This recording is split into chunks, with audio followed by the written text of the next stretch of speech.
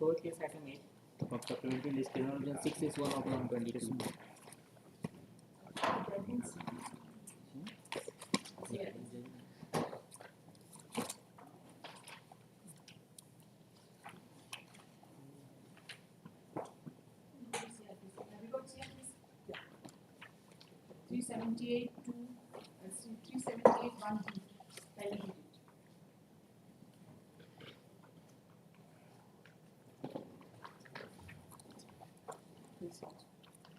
Have you got CMPC?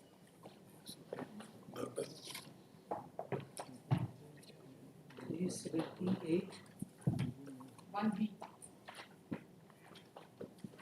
The state government may in any case direct the public prosecutor to present an appeal to the High Court from an original or appellate order or acquittal passed by any court other than a High Court. So therefore there is a kind of appeal provided under the Act whenever there is an order of acquittal passed by the appellate. So you cannot say that there is no provision for further appeal in the High Court if there is an acquittal order passed by the appellate. Right? And then you come to 378(4). 378(4).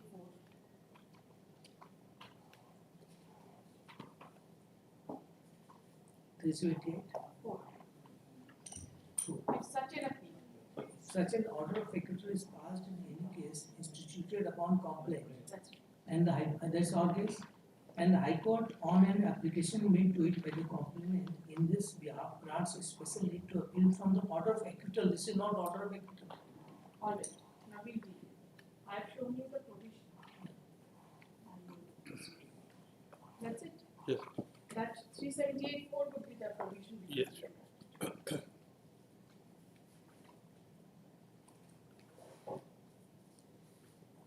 After hearing the learned counsel for the parties.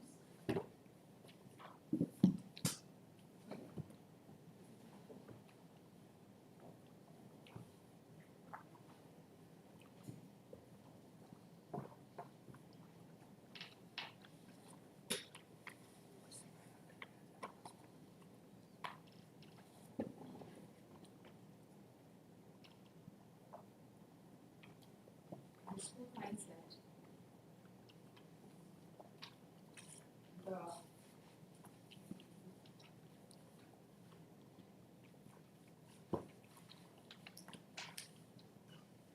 matter regarding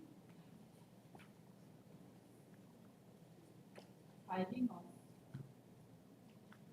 appeal against acquittal is primarily governed by the provisions of section 372 and 378.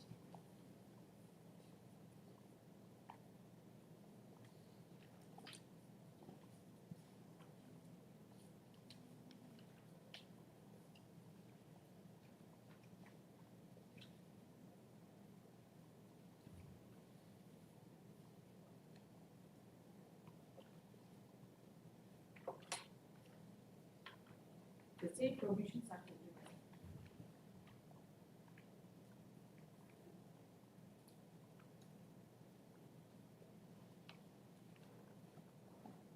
This would further find that, as per the provisions of section 378, within bracket 1, within bracket B,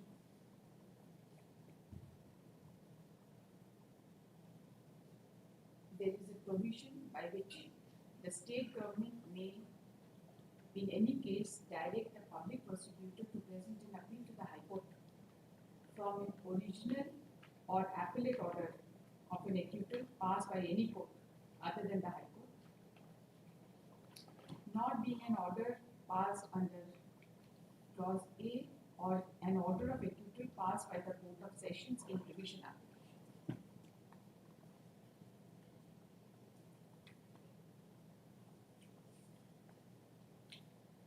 Subsection 4 of section 378 provides that if such an order of acquittal is passed in any case instituted upon a complaint,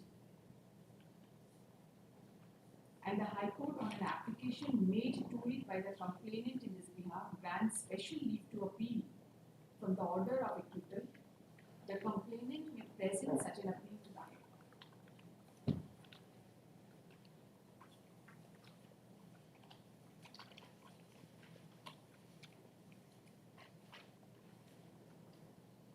This court is of the considered view that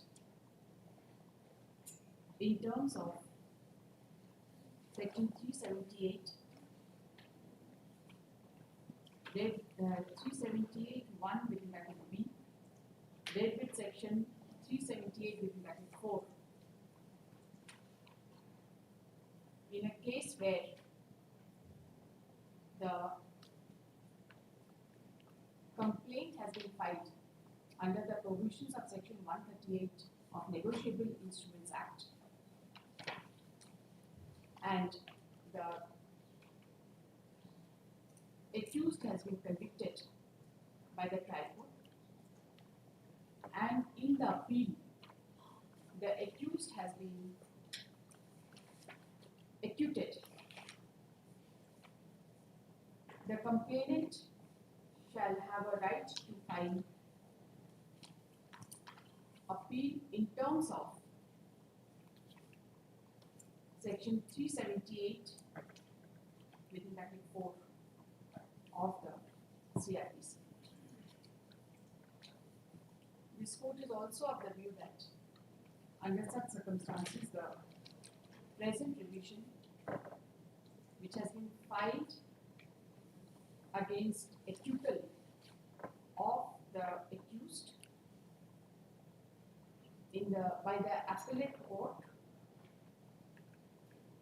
for alleged offence under Section 138 Negotiable Instruments Act is not maintained. This court finds that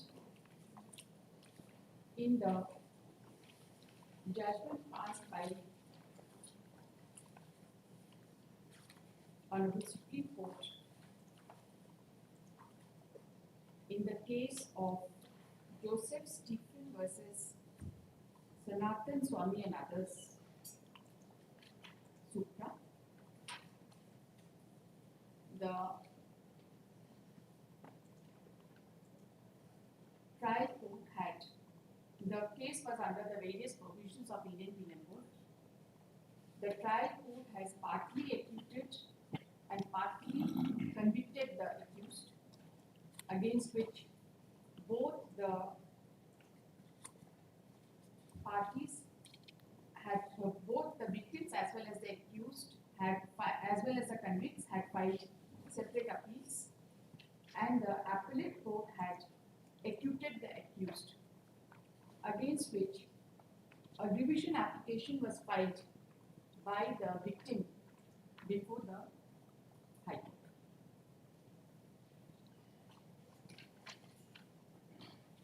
The concerned High Court had set aside the judgment passed by the appellate court and restored the judgment passed by the trial.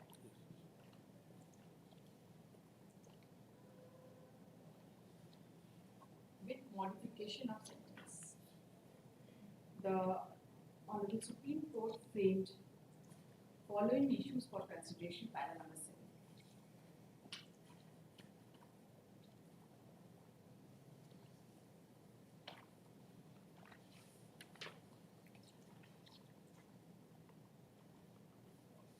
By deciding issue number 2,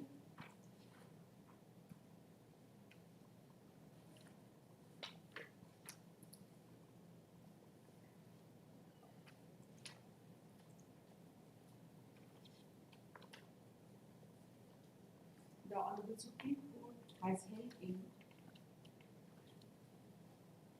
paragraph 10 as under.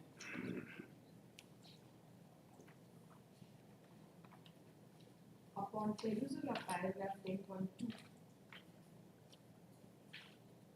this court finds that of the aforesaid judgment, this court finds that the Supreme Court has clearly held that the revision application against the order of acquittal in the said case at the instance of the victim or the complainant, as the case may be, shall not be entertained, and the victim or the complainant was shall be delegated to prefer appeal as provided under section 372 or 378 within bracket 4 of CRPC as the case may be.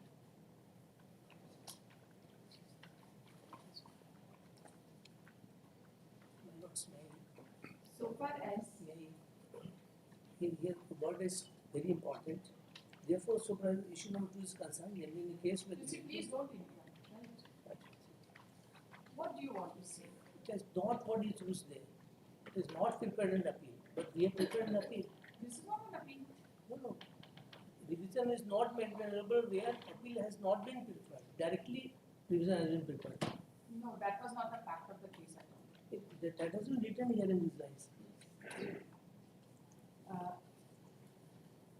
So far as the judgment passed by this court in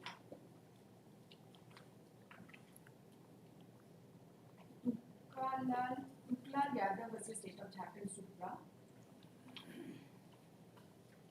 the following issues were under consideration. Para 8.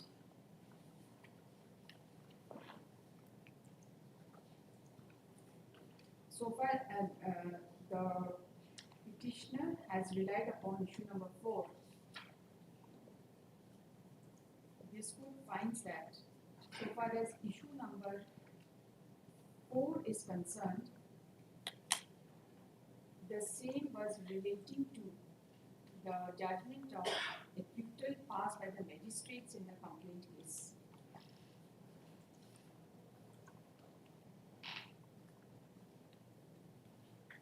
And thus the issue number 4 has no relevance.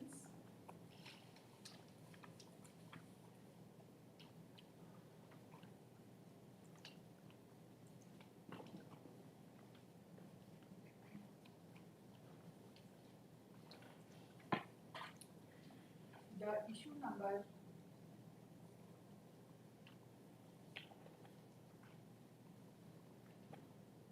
5.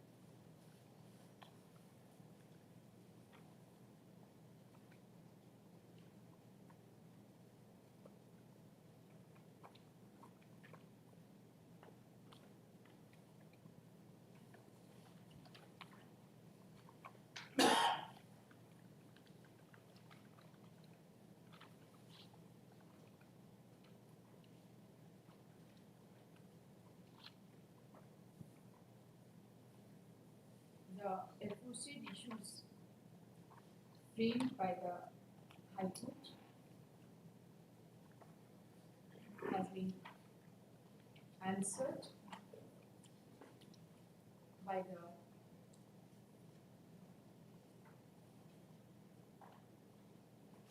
full bench of this court as under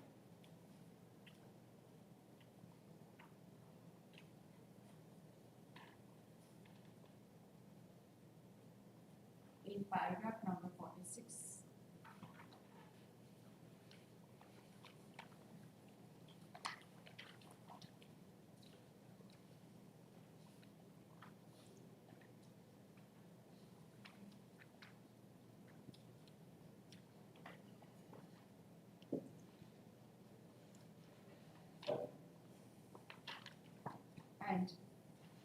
question number 5 and 6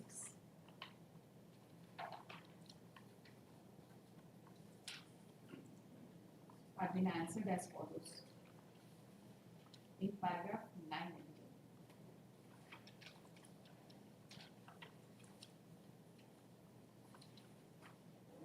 So far as the judgment passed in CRSP number 71 of 2010 dated 28/2/20 dated 1/3/23 is concerned, the revision bench has reconsidered the full bench judgment in the light of the two subsequent judgments passed in the case of Joseph Stephens Supra and Mallikarjun Modagali Supra, and has held that the full bench judgment passed by this court in Tukala Yadav still holds true. In view of the aforesaid findings,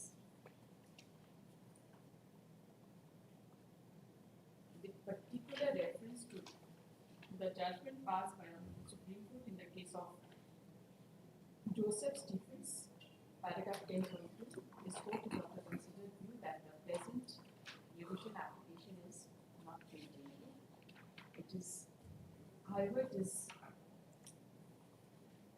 liberty is reserved with the applicant, with the petitioner to take appropriate steps in accordance.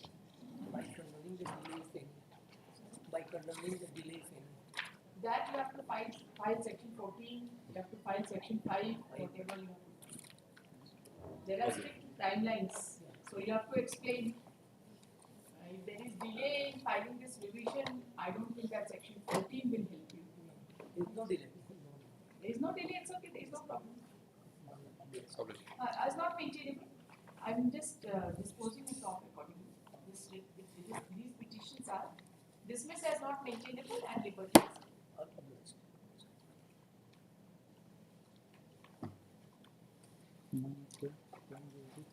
Same order in your case. Item 2, same order. Item 9, Same. 9 number. Your is under NIR? Yes, ma'am. Same. Your case is also NIR? Yes. You are for the victim? Complainant? I'm for the No. complaint. He's for the complaint. I I have prefer preferred revision. So yours is, you both the same order. There is Same. one more case, no? There is one more. No, serial number 2. Serial number. Yes, who is there in serial number 2? Serial number 2, you are there? Yes, ma'am. From the opposite party.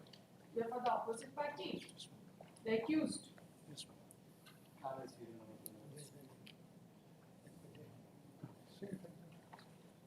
This is also NIR? Yes, ma'am. Same order? You are for the complainant? Yes,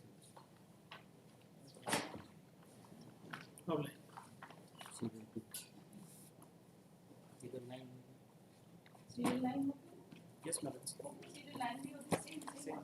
Only facts are different, issue is same. Facts are slightly different. I will just take it. I will just take that Facts fact, of the case. original order and then the appellate order. In both, so in first case, the foundation fact has been given. In this case, just you need to take out from the paragraph 1 itself that the trial court had convicted, the appellate court had acquitted, against which the present provisions. Passport case item 6, Signalogen 1190 of 2022.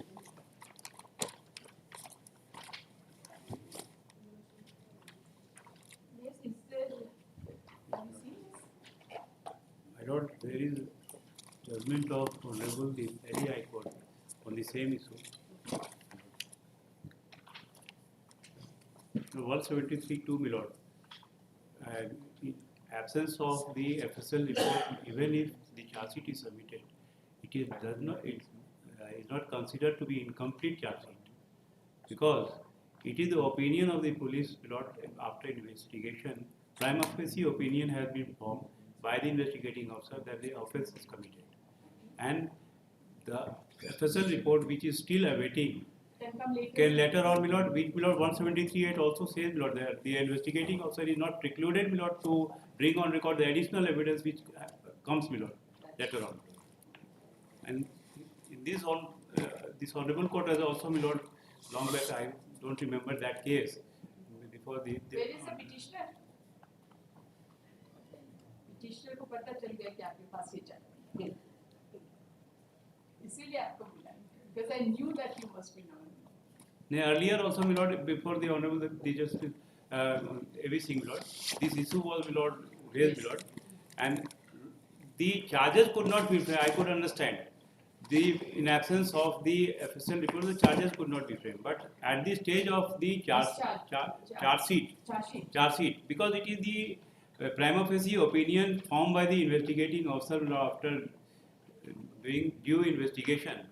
The impugned order is, I find that there are material available on record and case ID to frame charge against it. But charge के लिए तो FSL report Required.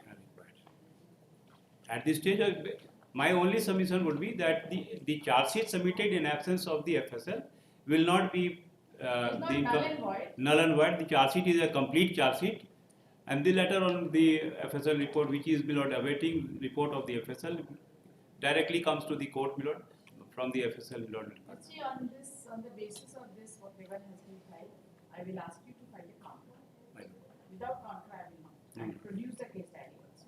Because there could be some witness who says that I have purchased it from him. Yes. Quite possible.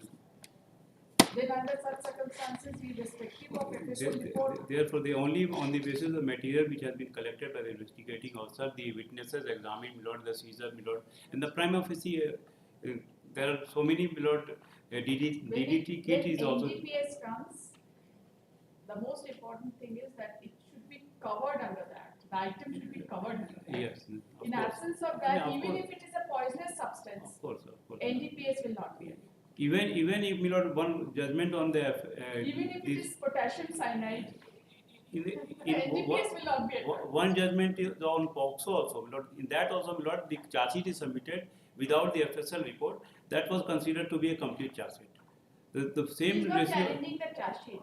Therefore, the cognizance taken. The challenge is the order refusing to discharge. And then, at that moment, my lord, I could. Yes. So you file your. Right. Counsel for the petitioner. My senior will be appearing because this matter is assigned to PK Chatterjee. वो भी रहे और आप भी रहे. ठीक है, हम कर रहे हैं. क्योंकि ये कोई this is not an isolated case and you are the PP and it is. No, I will be assisting you, lord. Sir, Along with Mr. Yes. P.D. Agarwal, there is no problem. He will also be there. But you should take care to file the counter affidavit properly. Of course. The learned counsel for the petitioner submits that the impugned order refusing to discharge the petitioner has been filed without under the various provisions of NDPS Act, without submission of the report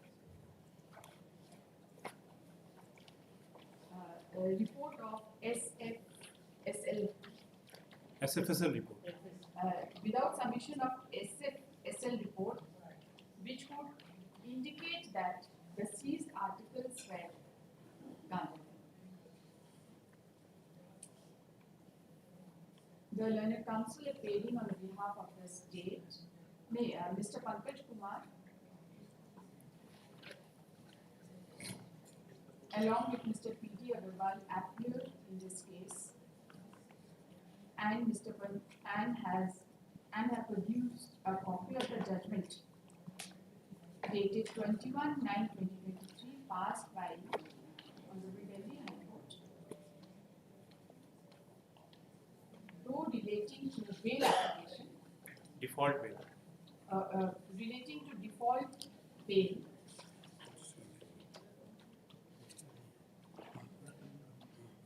but I submitted that the FSL report can be a subject matter for filing in terms of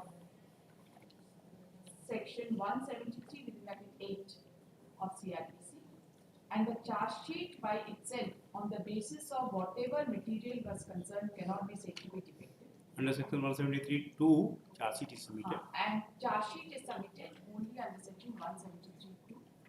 Therefore, the FSL report can be produced by the prosecution even at a later stage.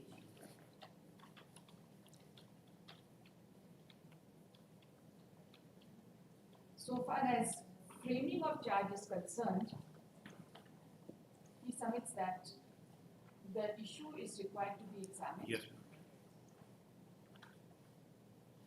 Because the charge is framed, my lord, on the basis of the material which has been produced by the prosecution, my lord, during the investigation, and therefore on that basis whether the charge could be framed in absence of the FSL report. this is to be. That's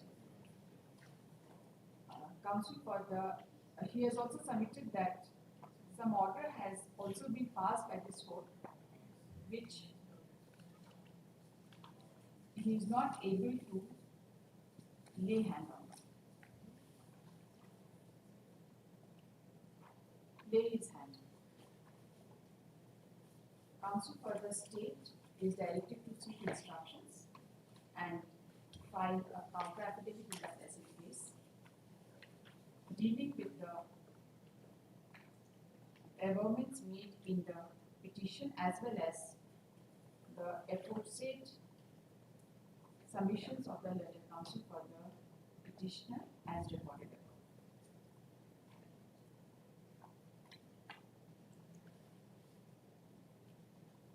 The case diary should also be produced in the present case for perusal.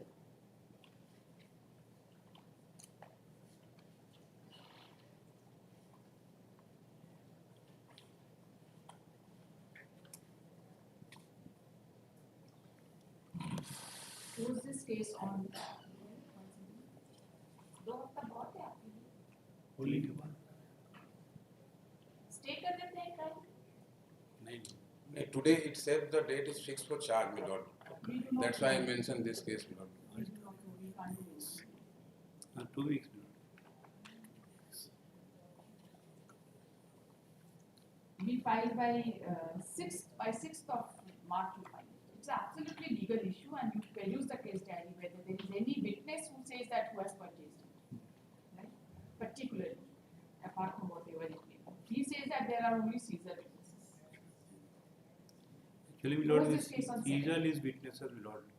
Even if, my lord, if this is a case, stage of the charge, my lord, discharge.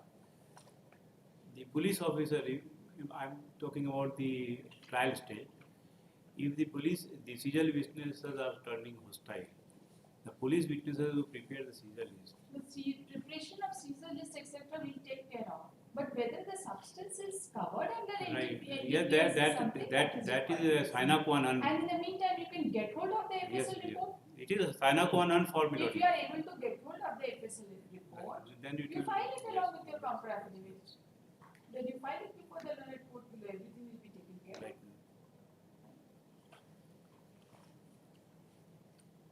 Pose this case on 7th of March. Only prayer, my lord, till that I will content. not say. If charge करने के अंदर नहीं, infractions हो and, जाएंगे. it is further observed that अरे charge नहीं करेंगे. Mr. Pankaj Kumar, advocate, is who is also the public prosecutor, is directed to assist this court in this case, along with Mr. PTO. Only, my lord, the charge. Let the name of Mr. Pankaj Kumar appear in the first list from the side of the opposite party. No, you just wait for some time. वो जो charge हो You जाएगा. just wait for some time. ठीक. You see, your issue has been framed ji, in ji. the order. Let ji, us see what happens. Okay. हो सकता है FSL report आपके favour में आ जाए. हो सकता है. हो सकता है ना? हो सकता है. चूंकि है नहीं अभी तक आया नहीं है. Let us see. That's right. 7th March. Okay.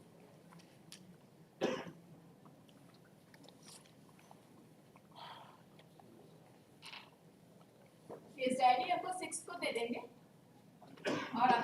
Counter में केस डायरी का रेलेवेंट मटेरियल आप उसको I will incorporate everything in the case diary.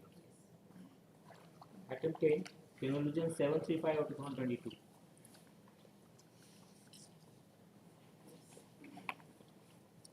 You have to pay your gist. Lordship, I have to prepare a gist for you. Yes. Lordship, I have prepared it for myself in the rough. I did not prepare No, it. we are not going to hear it. Anyways, you couldn't understand. My I told you apologies, half a page gist means what? Lordship, my apologies.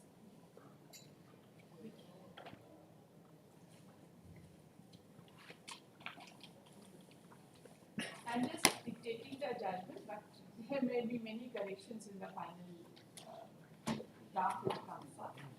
But ultimately, whatever the gist is, Tribunal Division number 735 of 2022. Heard the learned counsel for the parties. This petition has been filed challenging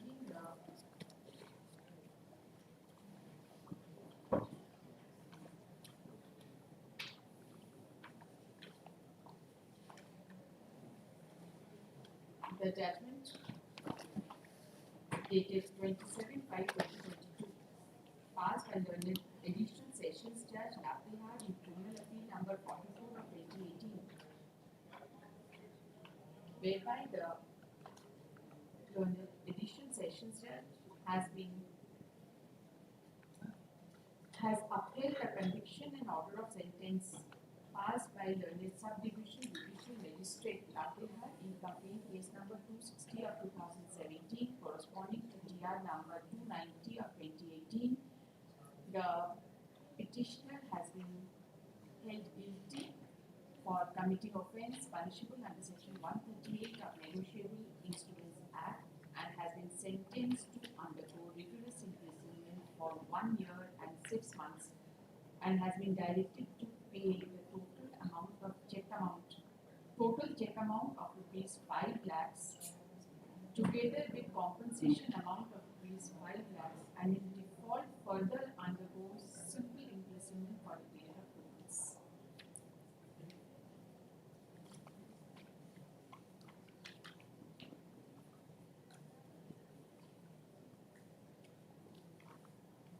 The learned counsel for the petitioner while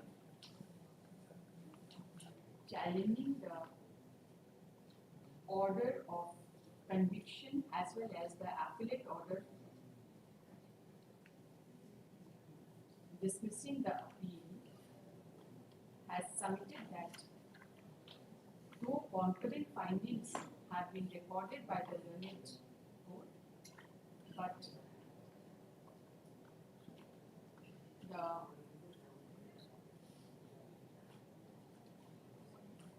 findings are perverse and therefore they call for interference by the court. While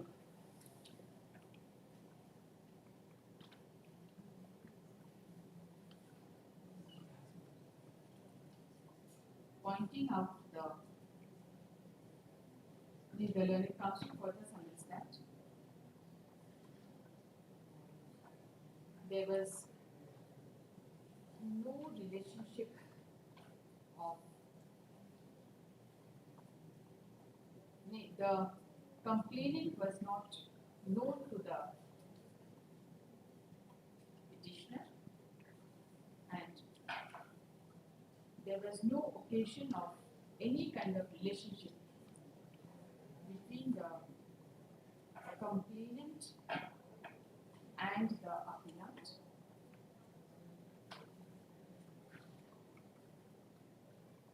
He has submitted that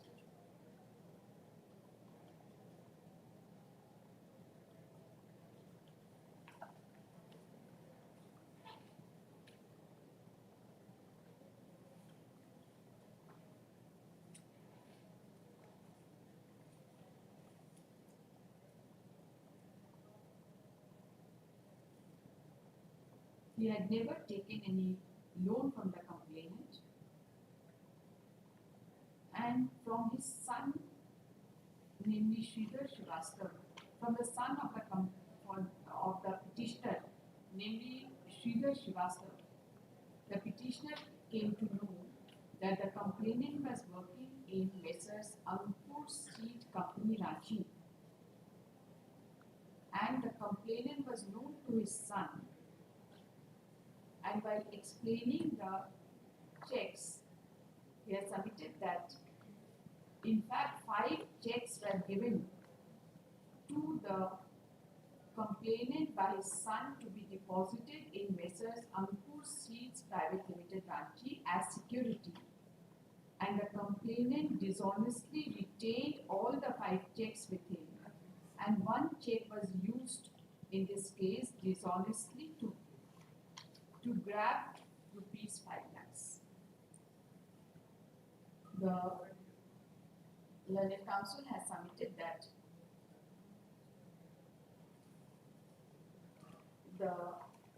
in the matter of bouncing of check, though there is a presumption in favor of the complainant, but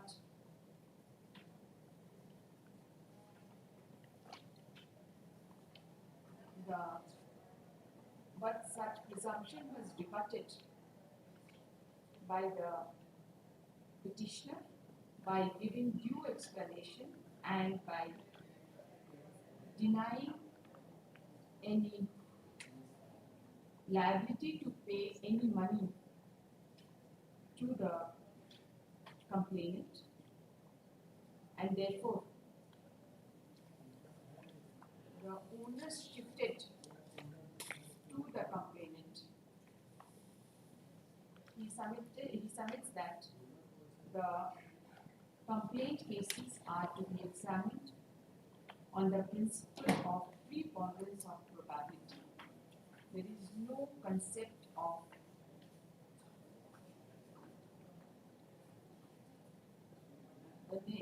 on the principles of preponderance of probability, and this aspect of the matter has not been properly considered by both the courts. Therefore, the present division calls for interference.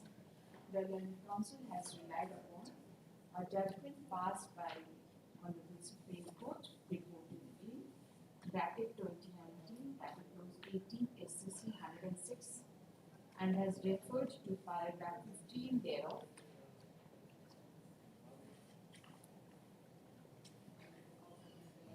To submit that the onus was shifted to the complainant to establish that there was a debt payable by the accused to the payable by the petitioner to the complainant. Anything else you want to say? Lordship, Have I left anything from your notes? Your Lordship, only the fact that there was no enforceable debt or That's it, liability. I have recorded. The Learned Counsel has reiterated that there was no enforceable debt against which the check was to be issued, and therefore, in absence of enforceable debt, the conviction under section 138 of Negotiable Instruments Act cannot be sustained.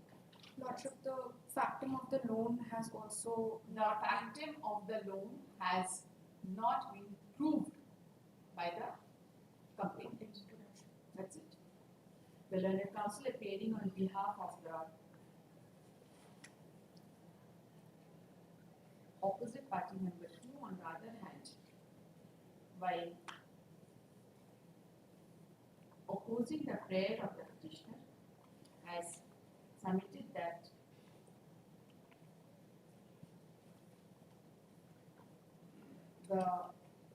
both the courts have considered the materials on record and have passed well-reasoned judgment considering the principle of preponderance of probability and the improved judgment does not call for any interference. The learned counsel has also submitted that once the timeline in connection with the issuance of check, its bouncing and filing of the complaint case stands established in terms of the provisions of section 138 of the Negotiable Instruments Act, there is a presumption that the presumption is attracted and the petitioner and the learned court below has rightly taken care of the presumption drawn, the legal presumption drawn in favor of the complainant. He has also submitted that the complainant was not absolutely alien to the petitioner, inasmuch as even as for the petitioner, the son of the complainant was well known to the complainant, the son of the petitioner was well known to the complainant.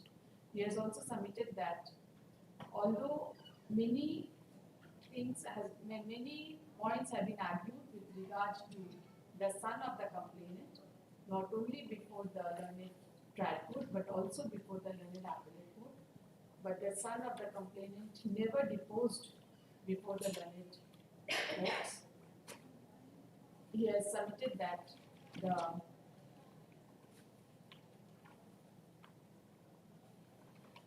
should be sufficient. After hearing the learned counsel for the parties and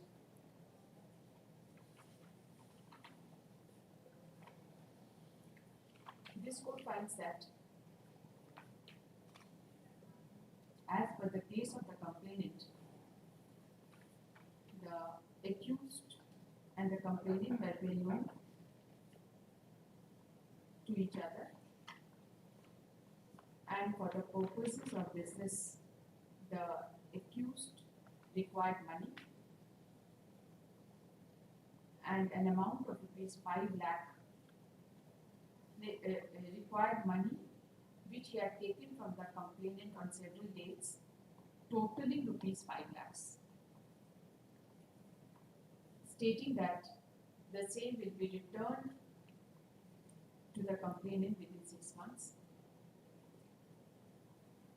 Upon lapse of 6 months, the amount was not returned in spite of repeated requests, and ultimately, on repeated demands, on 15/7/2017, the petitioner gave a check bearing a check of rupees 5 lakhs drawn on Punjab National Bank, Latihar branch, which was deposited on the same day in Allahabad Bank, but was returned unpaid by the banker with a slip on 17/7/2017 endorsing insufficient fund. A legal notice was sent to the appellant, to the petitioner, dated 4/8/2017 for making payment, but in spite of service of notice, the appellant did not pay the money and sent a reply dated 14/8/2017 through advocate.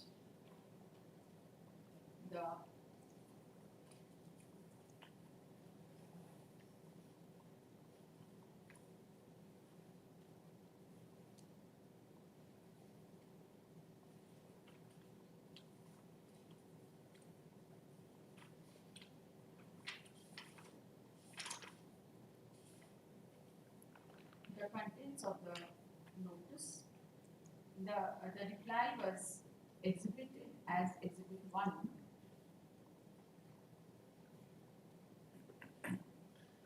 whose content has been mentioned in the trial court judgment.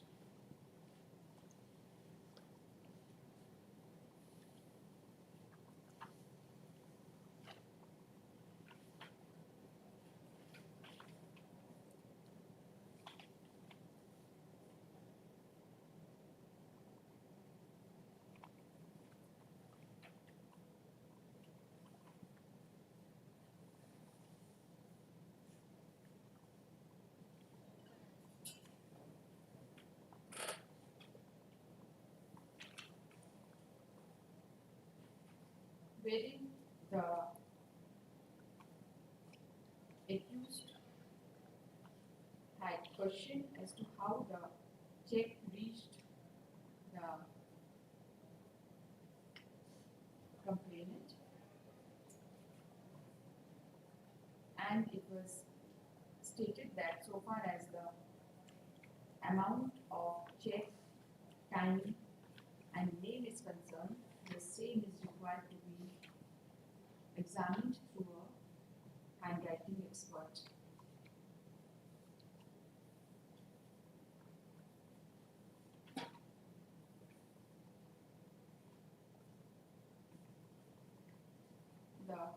The accused had denied the business relationship, had denied any kind of business relationship with the complainant.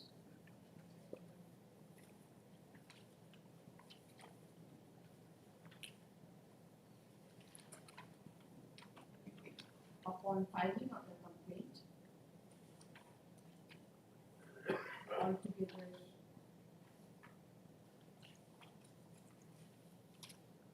2 witnesses were examined from the side of the complainant, and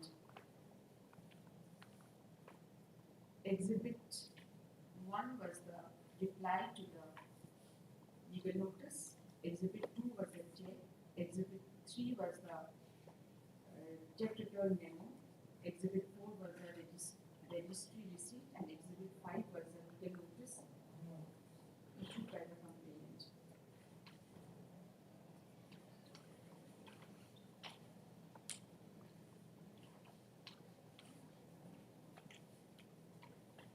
The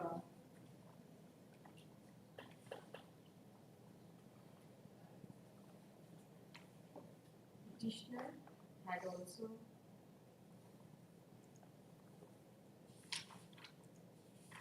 led evidence and had examined only himself as witness number 1 and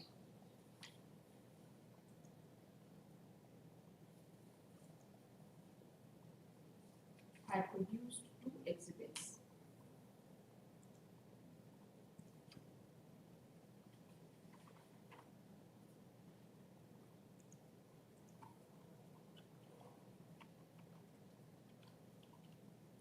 Exhibit number A was 1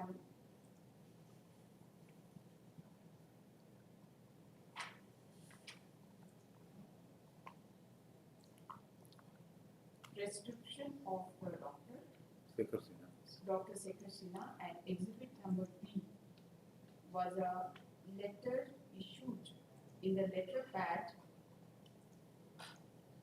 of Krishi Bihar in the name of Director Ankur Company.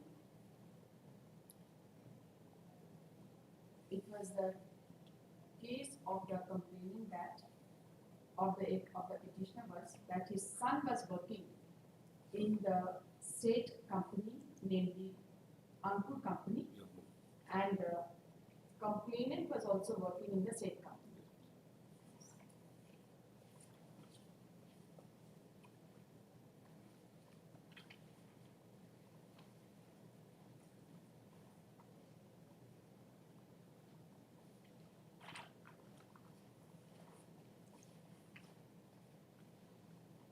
The learned court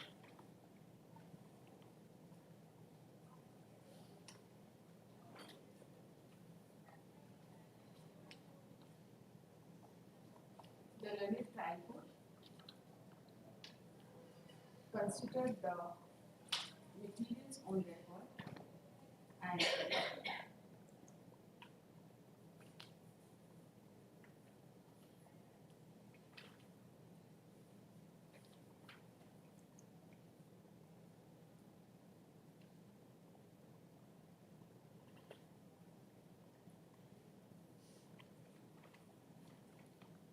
has recorded that although the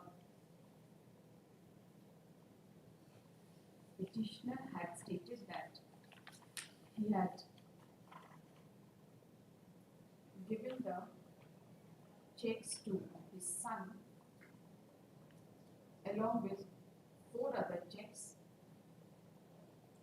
to be deposited in Ankur Seeds Company, but the petitioner did not produce his son as witness.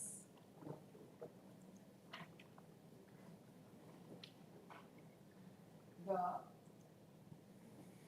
petitioner had also not disclosed as to which all checks were given to Ankur Seeds. No details have been given. And with regard to Exhibit B, the learned trial court has recorded that the same did not have any letter number, date, etc. And nor it indicated that it was issued by any competent authority. It did not have the signature and stamp indicating that it was issued by the competent authority. This document had many cuttings and accordingly rejected and accordingly refused to rely upon Exhibit B. The learned trial court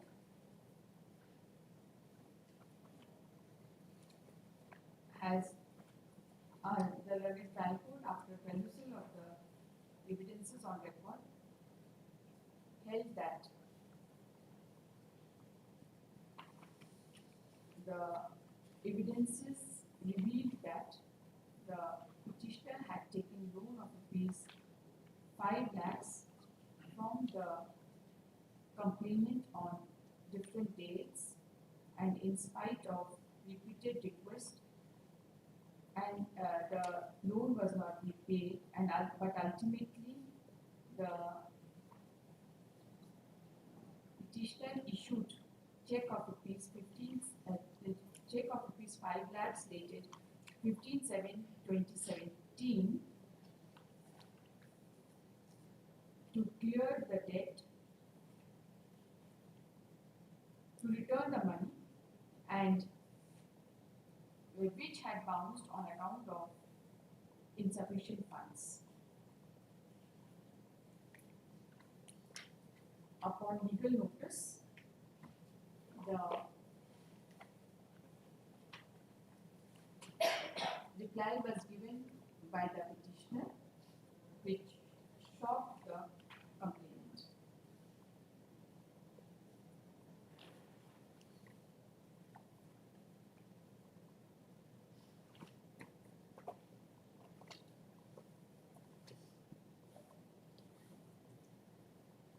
The learned court also recorded that the petitioner had taken a specific stand that the son of the petitioner had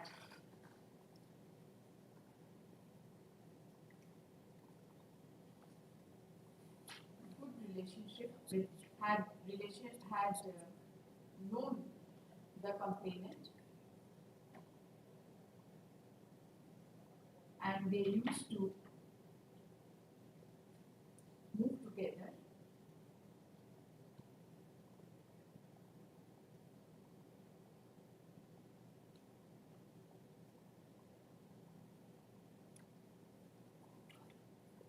And had also considered the plea of the petitioner that he himself did not know the complainant.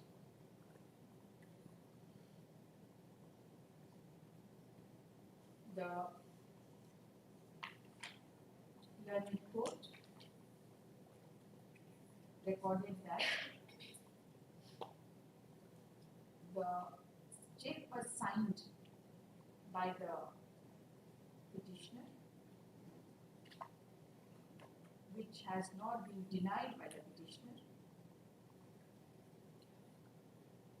and pursuant to that check only, it returned unpaid on account of insufficient fund.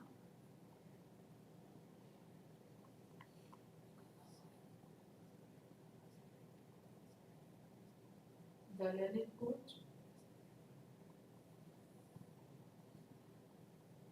has ultimately convicted the petitioner for offence under section 138 of Negotiable Instruments Act.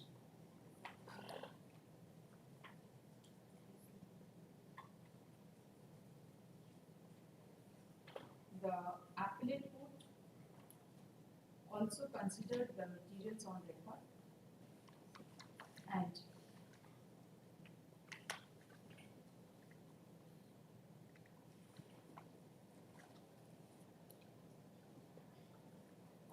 recorded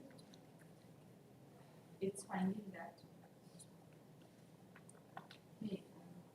before the appellate court, it was the case of the petitioner that the complainant had failed to establish the mode, place and date wise amount of payment of loan to the petitioner.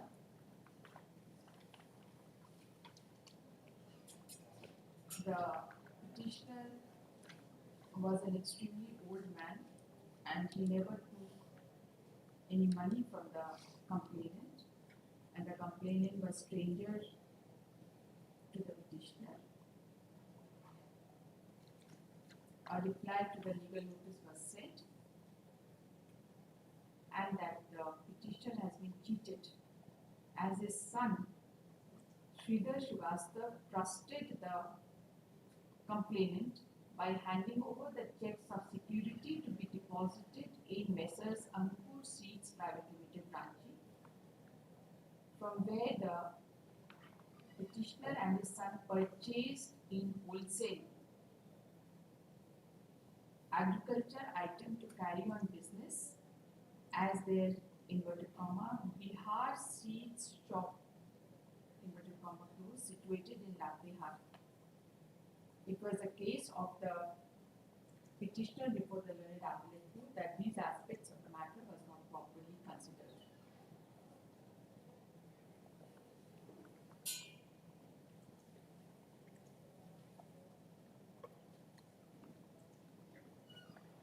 The learned appellate court considered the provisions of section 138, 139 and 118 of the Negotiable Instruments Act.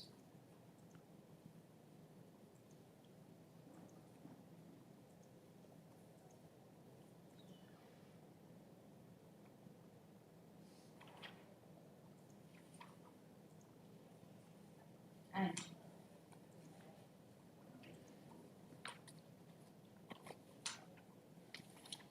thereafter, from paragraph 15 onwards, considered each and every evidence of both the petitioner as well as the complainant.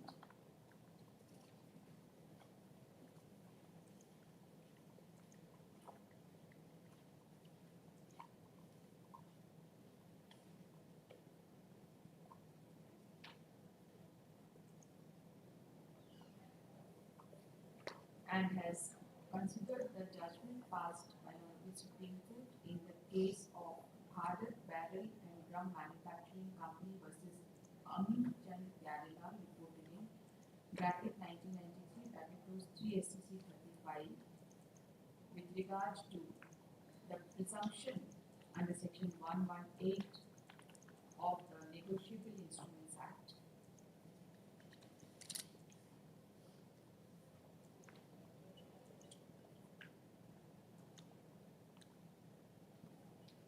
And also the judgment passed in the context of section 118 and 139 of Negotiable Instruments Act in the case of K. Bhaskaran versus Sankaran, Badle, Balan and another reported in bracket 1997 7 SCC 510. And also another judgment, that is Rohit Bhai Jeevanlal Patel versus State of Gujarat, reported in bracket 2019, bracket close 18, SCC 106. The last judgment has also been relied upon by the petitioner during the course of argument.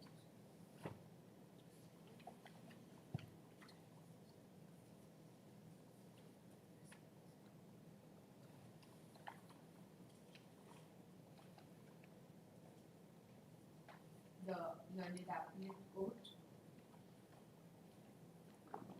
after considering the provision of law with regard to the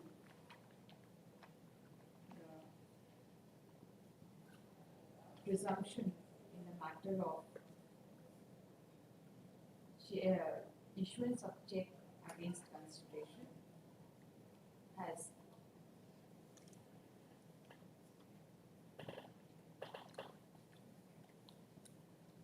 recorded its finding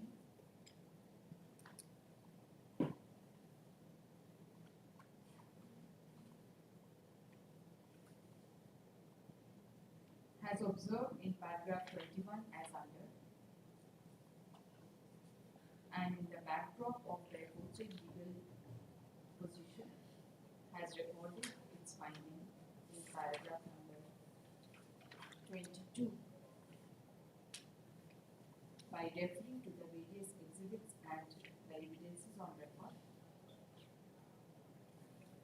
and has held that all the basic ingredients of section 138 of the Negotiable Instruments Act, as also section 118 and 139 of Negotiable Instruments Act, were apparent on the face of the record, and that the trial court has consciously taken note of these facts and has drawn the requisite presumption.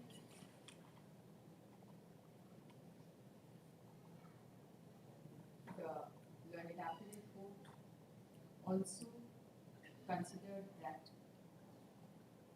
the petitioner failed to discharge his onus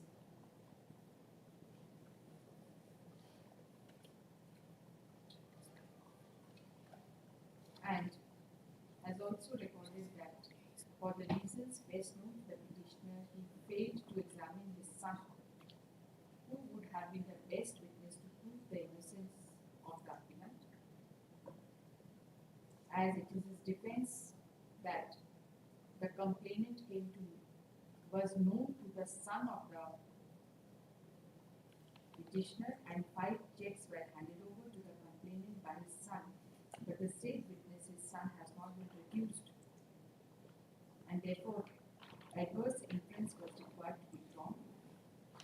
The learned appellate court also recorded that there was no material or any sheet of paper to show that the said Messrs. Ankush Seeds Company demanded 5 blank checks as security, and that the complainant was the employee or the distributor of the said company, and the son of the petitioner gave 5 checks to the complainant to deposit the same in the company.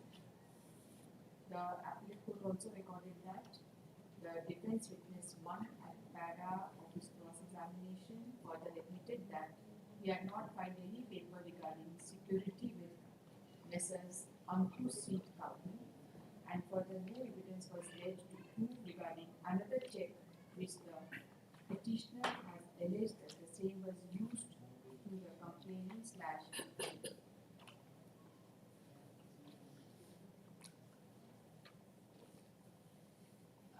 respondent brother-in-law and relatives at Daltonganj of the same amount of rupees 5 lakhs.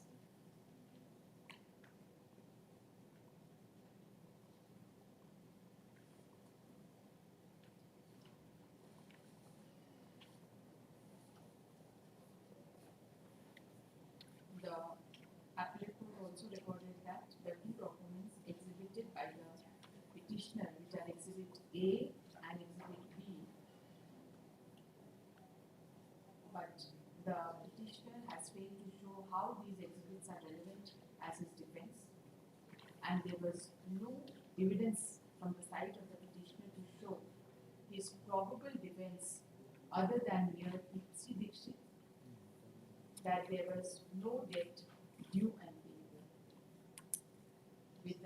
post-it discussions, the appellate court recorded that the presumption against the petitioner under section 118 and 139 of Negotiable Instruments Act has not been rebutted, and consequently upheld the conviction by holding that the complainant has been able to prove the charge against the petitioner under section 138 of Negotiable Instruments Act beyond all reasonable doubt, and he was rightly been held guilty. Upon perusal of the aforesaid two judgments, of the judgments passed by the learned courts, this court finds that both the courts have meticulously examined the materials on record and has recorded a finding that the petitioner was guilty for offence under section 138 of Negotiable Instruments Act.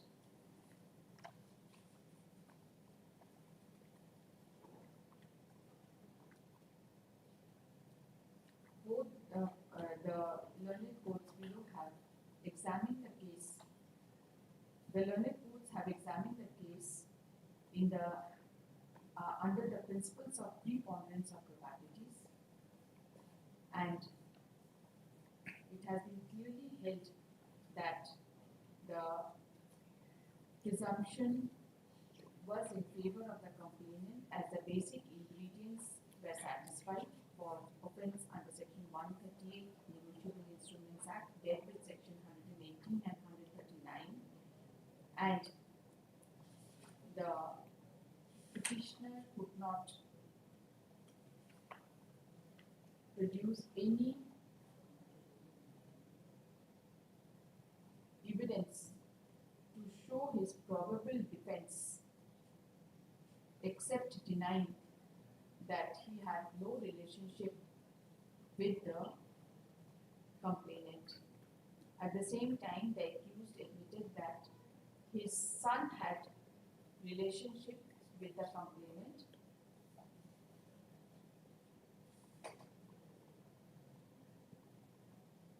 who used to, and both of them used to move around together. The case of the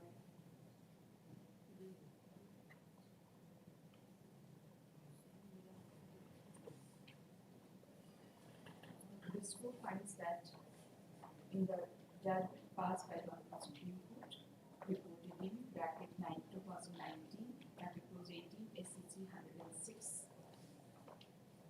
it has been held in paragraph 15 that so far as the question of existence of basic ingredient for presumption under section 118 and 139 of Negotiable Instruments Act is concerned,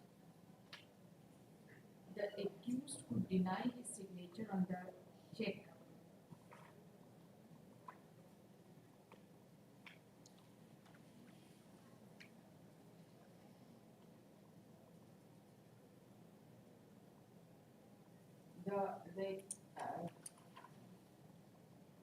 the accused could not deny his signature on the check, and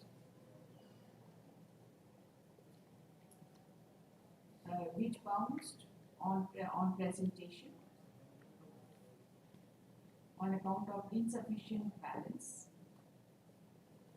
and in such circumstances all the basic ingredient of section 138 as also 118 and 139 were apparent on the face of the record, and in the same case the trial court had also taken a conscious note of these facts and drawn the requisite presumption.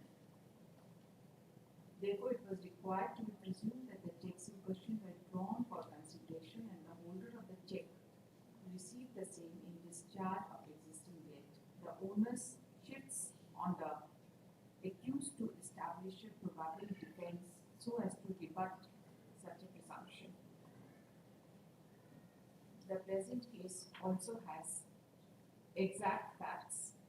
In view of this court finds that the signature on the check is not in dispute, in as much as it was the case of the petitioner before the learned courts that 5 checks were issued by him and given to his son to be handed over to Ankur Seeds company, and amongst them one of the check was misused by the complainant.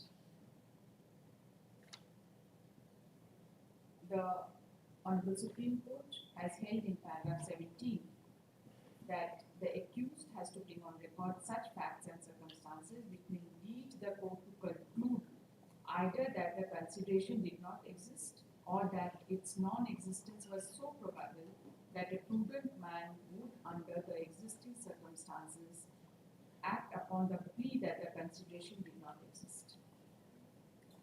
Mere denial would not fulfill the requirement of rebuttal as envisaged under section 118 and 119 of the Negotiable Instruments Act. Paragraph 17 of the aforesaid judgment is quoted as under. This court finds that although the petitioner had taken a plea that the complainant was completely alien to the petitioner, but it has come during evidence that the complainant was certainly known to the son of the petitioner and they used to move around together. Therefore, it cannot be said that the complainant was totally unknown to the petitioner. This court finds that this court also finds that the petitioner has not produced any material to rebut the presumption, legal presumption in favor of the complainant.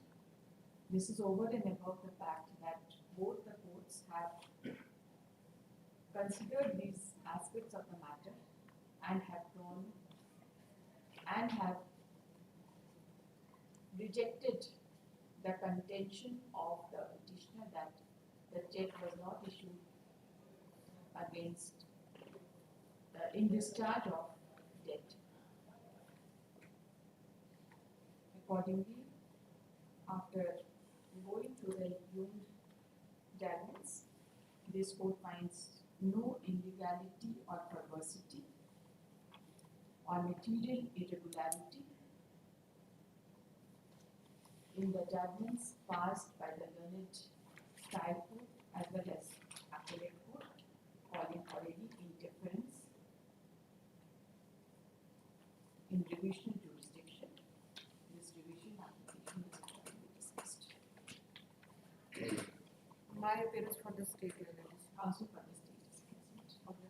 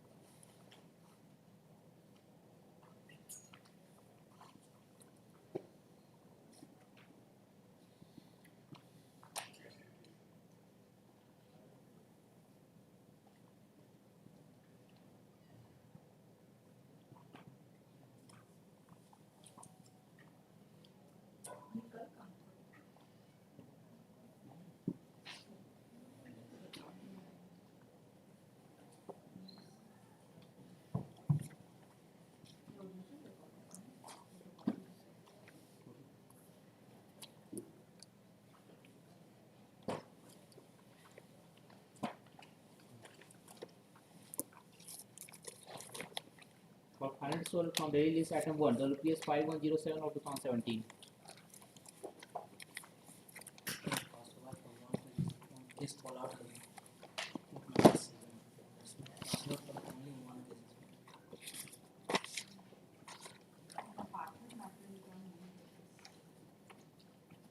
Yes, madam, what were you saying? Actually, ma'am, I have sent you notice in his house, current address, Patna, but he's not there. Doors are also closed and he's running away here and there. So But you get it published to newspaper, we can't help. You file a petition for substituted service of notice. On next Friday, we will take it up. You bring those facts on.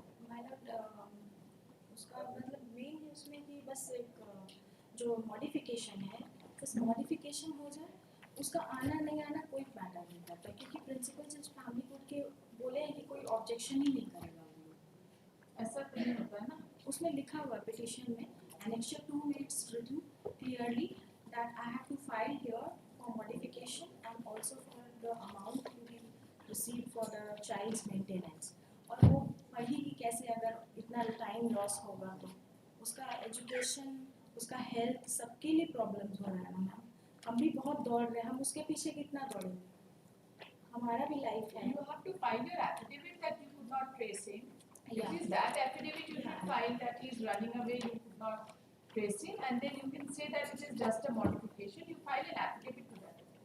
So saying that notice need not be served upon him because it is just a modification for withdrawal of the amount for the education of the child. And for what purpose do you need? for her health and education उसकी school की fees वगैरह वो curricular activities जो वो कर रही है vaccinations हर एक साल मैं 5 वैक्सीनेशन कम से कम उसको देती हूँ तो उसके फ्यूचर के लिए मैम कुछ So you have to give the details regarding the expenditure that you are expecting, then only we will pass that. yes ma'am I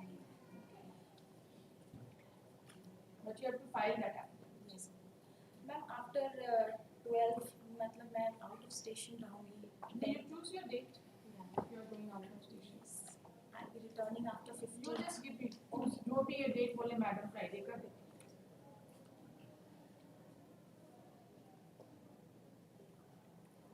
Most on जो भी date बोले. Give the date in writing. Give a slip.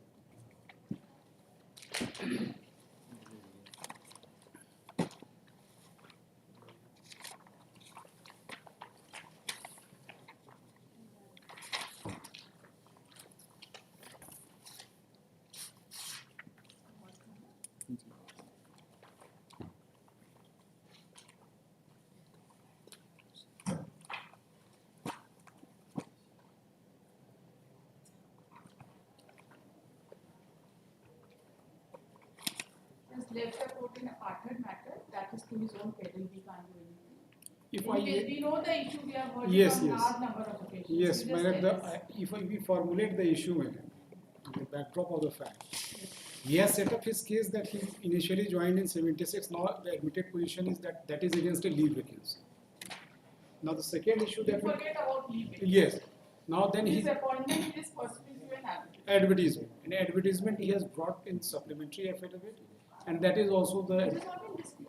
admitted, no, that is an admitted fact what I am saying, that advertisement refers higher second class. Yes.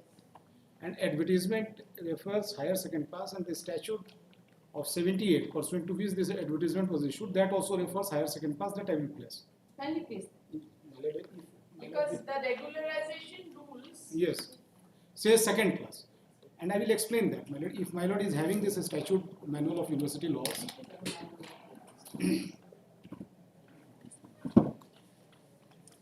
Is this the same book? almost my lord, it will come in part 2. Same? Yes, yes, it is same my lord. Yes, yes. This is the one.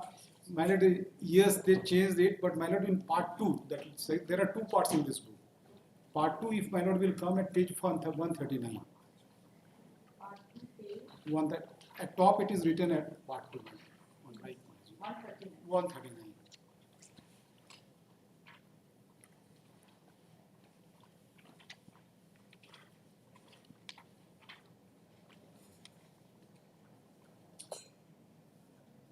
139. Bottom, my lord, will see 9 statutes relating to mode of appointment. My lord has got it. Yes. My lord, you kindly come to this is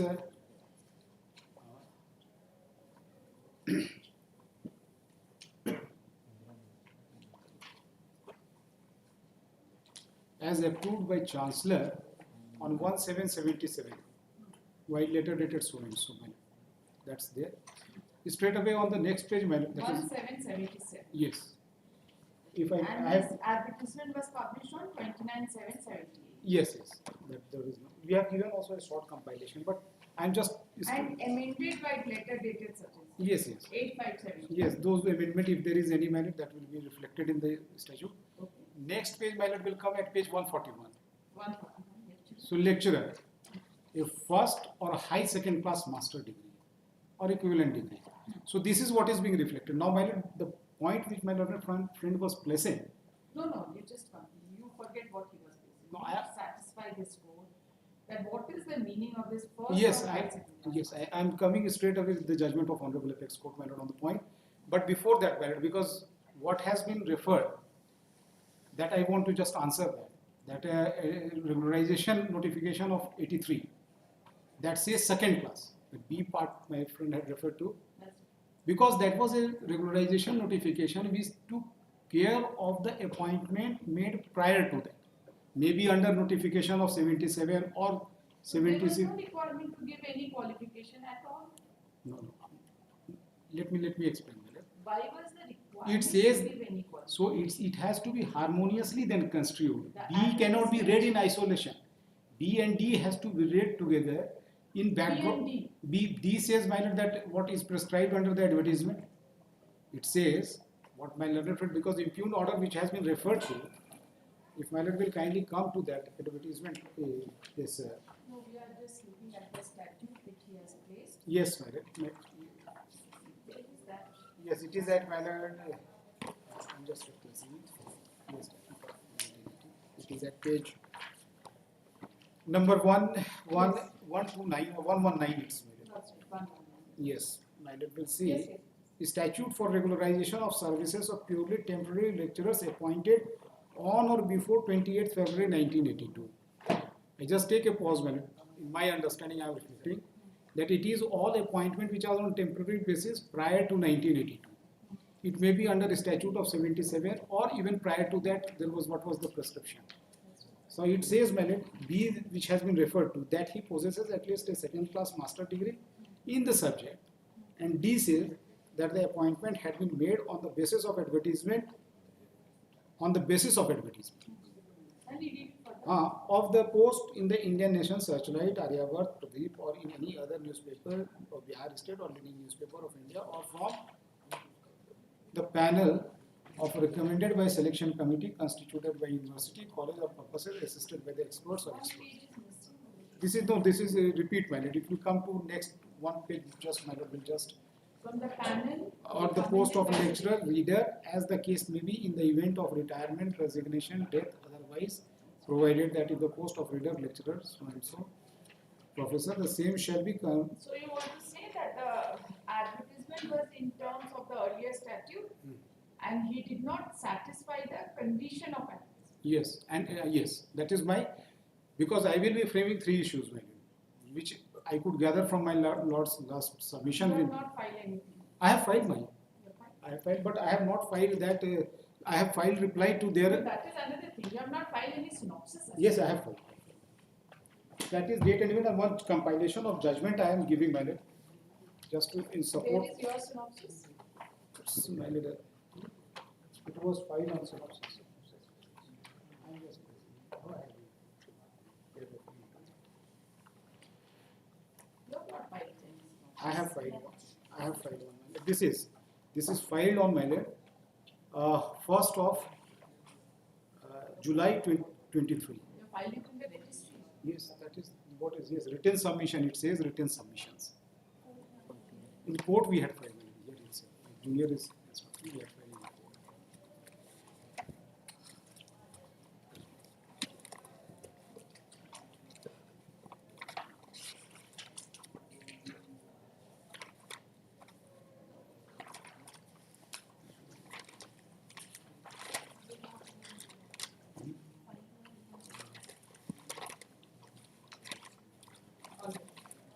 So, but this is only a synopsis on list of date and event and some of the documents which were not on, which were there on record now. We have just tried to.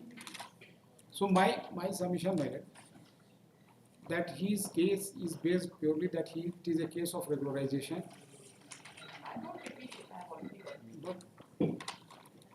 But my contention, my lord, then if my lord has just gathered, this is the set of judgment on these three issues: on equity, on illegality of appointment, and what constitutes higher second class, as per Apex Court and our division bench of this honorable court.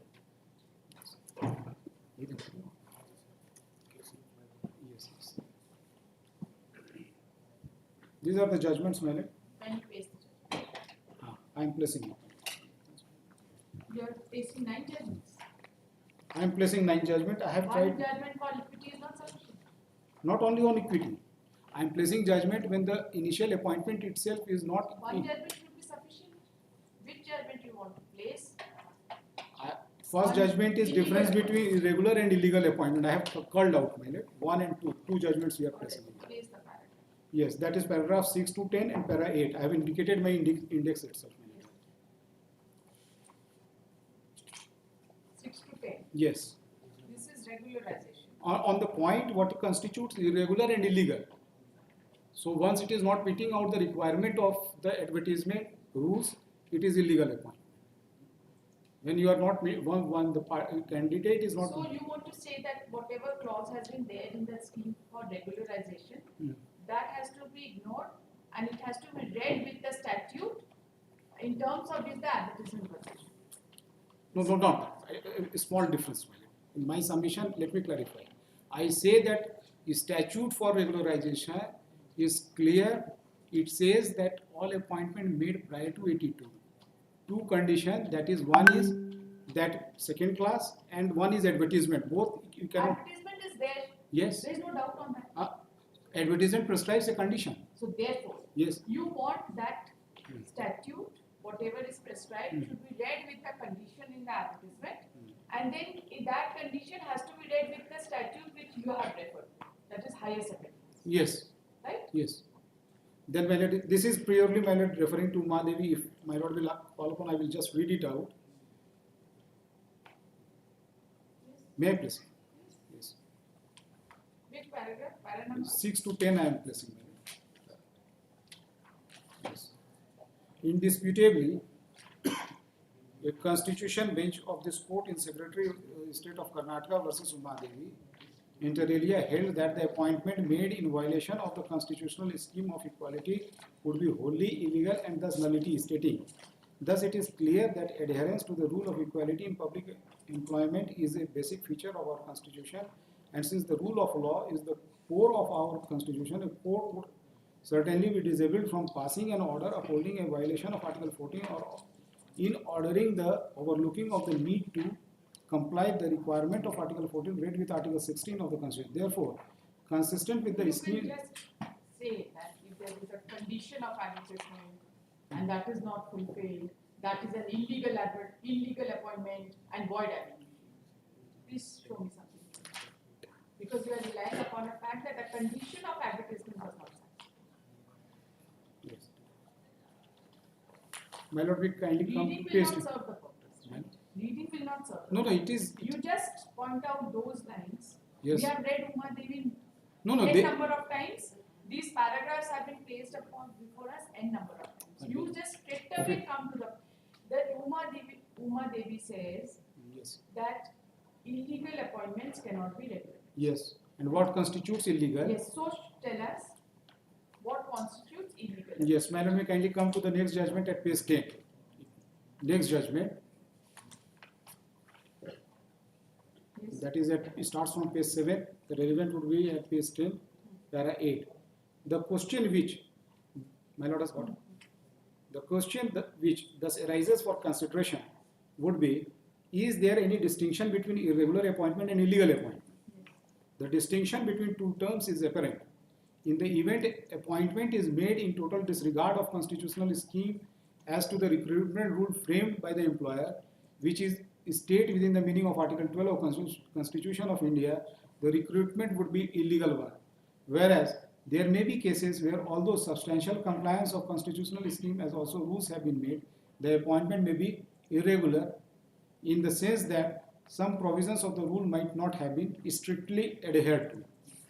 This is what we say the basic qualification is missing in my humble submission.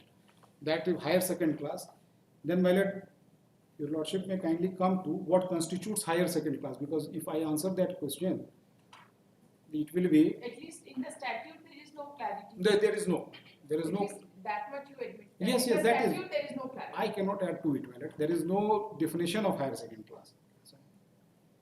That's right then. What constitutes higher second class? My lord, may kindly come to item number 8, that is at page 47. It's a case 1983 SSC 418.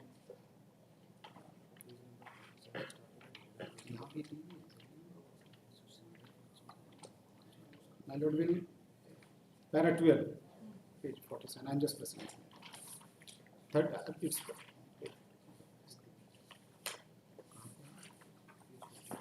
relevant is at page 51, para 30. My lord, I stand corrected. Para 13. Yes, yes. I'm just pressing it.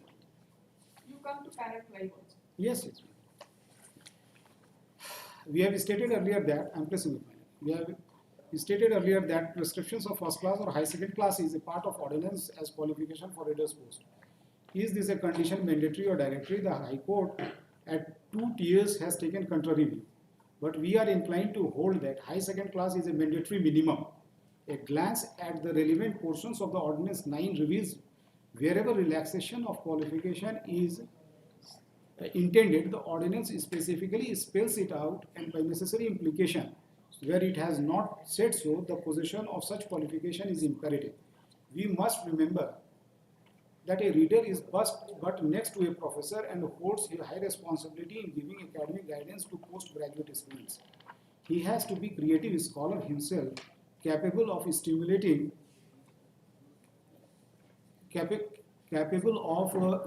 in the students a spirit of inquiry and challenge, intellectual ferment and thirst of research. If the teacher is innocent and of academic excellence, the student in turn will be passive, mechanical, negative, and memorizing, where he should be innovative, imaginative, and inventive.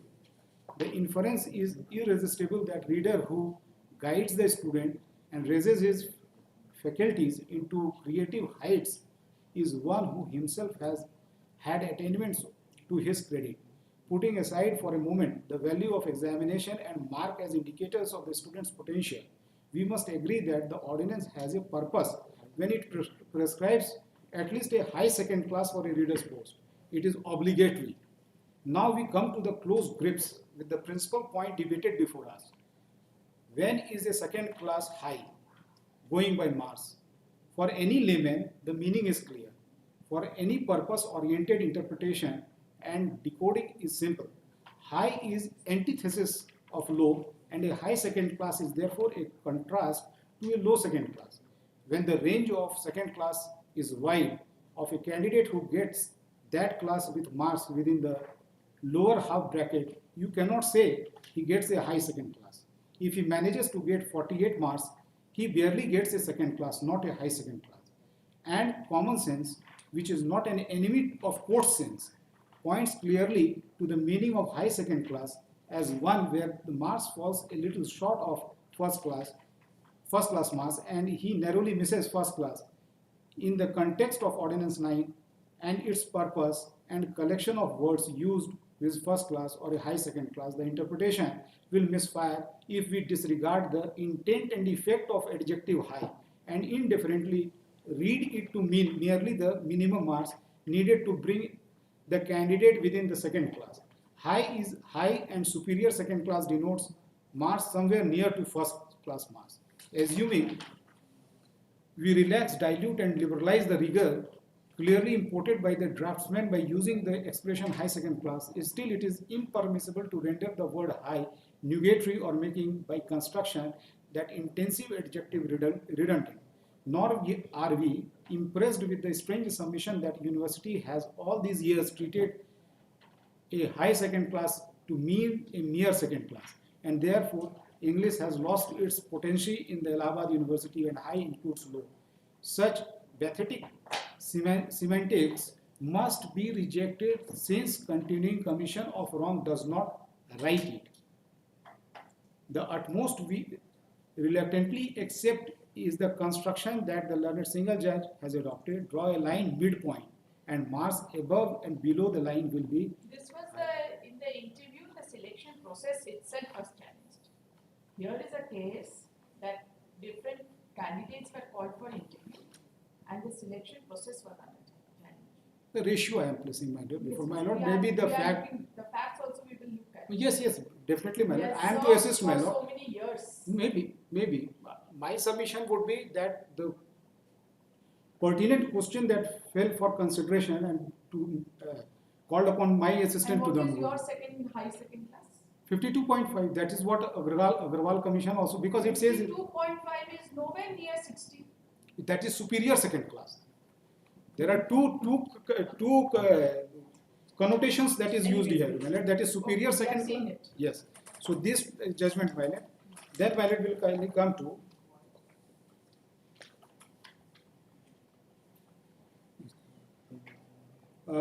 Mahendra See, Prasad. the second class vary from university to university. In Allahabad it is 48%. What is your second class? 45%. From where you get this? That is defined in the university. That is defined. Yes, that is 45 bracket to 60. It is second class. 60, and for law it is 65% in some of the university. It is first class is 65%. So then my lord will kindly come to this a case of the Honorable Division Bench of Honorable Court, my lord, item number 7, that is at page 43. Relevant would be, my lord. You have I am addressing, placed serial number 2 my lord. amongst the judgments. You have placed serial number 2 is clinching, right? Yes. And then you have this serial number 1.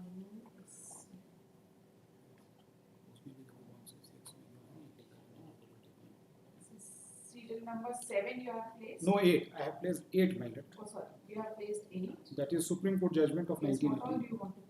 What are Then the- 7, item number 7, my lord, this Mahendra Prasad Shah versus the State of Bihar. Again, this is a case of our Honorable High Court. That is, starts from page 43, relevant would be para 5.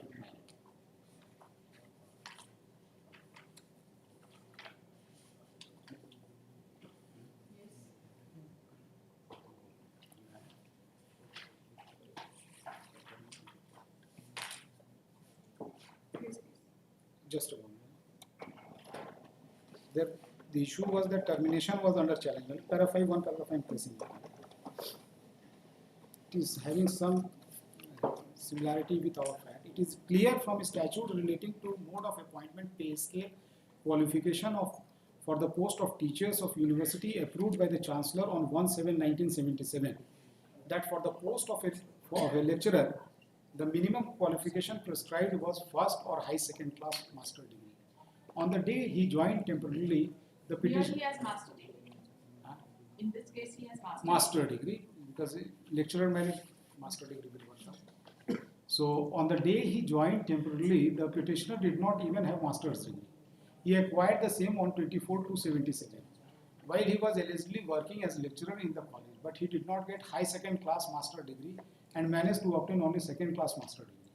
Therefore, on the day he was directed to be absorbed, namely 21/3/83, the petitioner did not possess the requisite qualification for being appointed a lecturer in the college. It can also be seen that a statute for regularization of services of the purely temporary lecturer appointed on or before 28/2/82 as approved by the Chancellor also insisted that appointment should have been made on basis of an advertisement for the post in certain newspapers.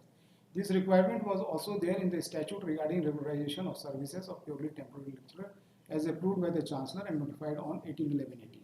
Thus, there was insistence that appointment should have been made pursuant to selection after issuance of a notification in that we have in the newspaper referred therein. There is nothing to show that petitioner was appointed by a regular process of selection after issuing notice inviting. It was therefore open for Vice Chancellor in terms of the available to him under second proviso so and so of the Bihar State University Act to conduct an inquiry and to come to a conclusion that the petitioner was not qualified to be appointed as lecturer under relevant statute. The Patna High Court, in its judgment dated so and so, had not interdicted the university from conducting such investigation or undertaking such as an inquiry. It had ordered that a status quo to be maintained only until such inquiry was completed. The inquiry has been completed and orders of terminations were issued on IGNA even before Supreme Court so-and-so order of a status quo to be maintained. According to us, the order of Supreme Court cannot come to rescue of the petitioner since so-and-so was validly terminated so-and-so and on the ground. There was no notice inviting. Did not possess the requisite qualification. Even the advertisement was not there. Yes. What I intend Even to say, the advertisement in this case yes, was that not that will add on to his disqualification. That's right. The process, that eligibility, procedural impropriety was also there. That there was no advertisement. He was selected there in this case. So I intend to submit that qualification high second class. What Supreme Court decides is 52.5, and if that qualification is missing, here it was a case of termination. So it cannot serve any better purpose to the petitioner. He is 46%. Yes, 7. Minus. Okay. Then item number 9, if I refer, that long period of service cannot be a ground of recognition. This is 2023 Live Law Supreme Court 801. That's at page number 55. Relevant would be page 56, and it's a one-page judgment,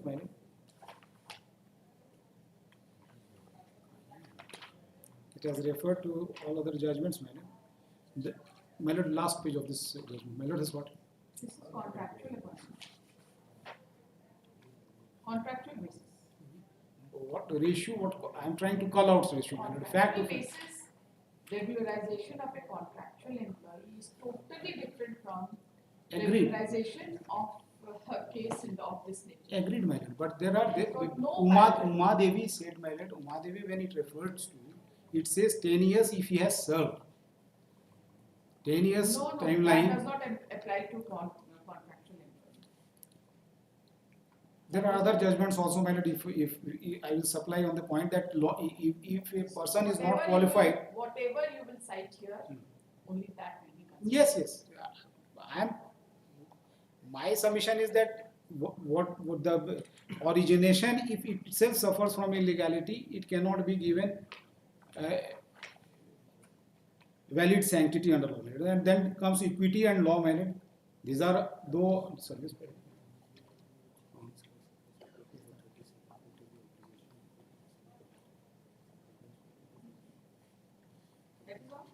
And equity and law, these are some civil matters are also there. So basic crux of these judgments, if my lord will. Any one judgment you can place. I am just placing it,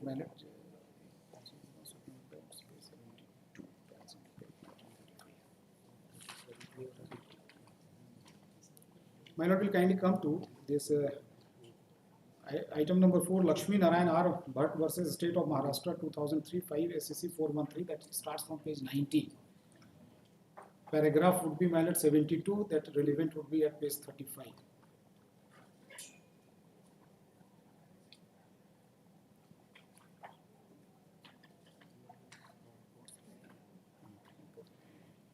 It is now well settled that when there is a conflict, my lord has got para 72.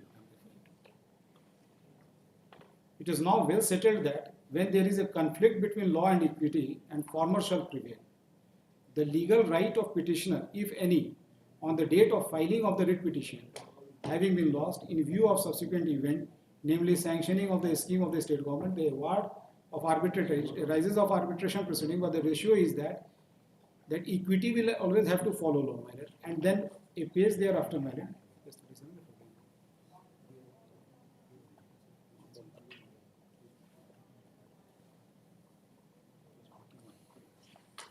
When you read it, once the scheme Yes. is approved, once the no scheme. deviation therefrom can be made for the purposes other than referred to in the scheme. Yes, it's there. Unless Yes. the scheme is amended. Amended or modified. There is no dispute on this legal proposition. So your scheme is not talking about second class, higher second No, it class. says or first advertisement and second class. It cannot be read in disjunct. It has to So be read together. advertisement higher second class. Yes. Is it contradictory to whatever has been mentioned in the scheme?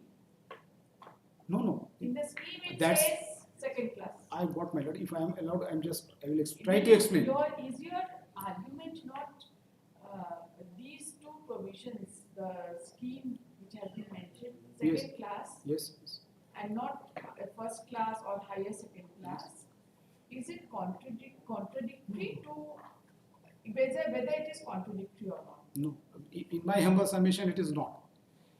Once it writes, the scheme proposes the mechanism that it should be second class, and it also writes to advertisement because it takes care, and there was a situation before 1777 that second class were appointed.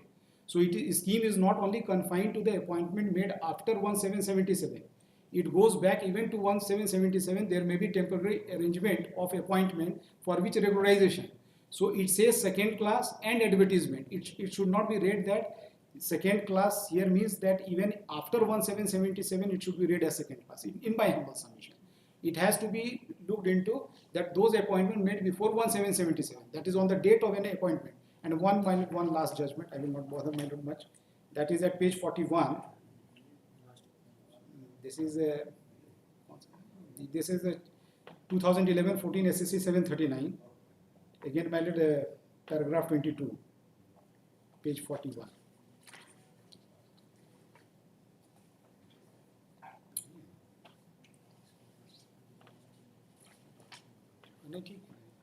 May I place it, my lord, paragraph 22? A small paragraph. Page 41, my lord.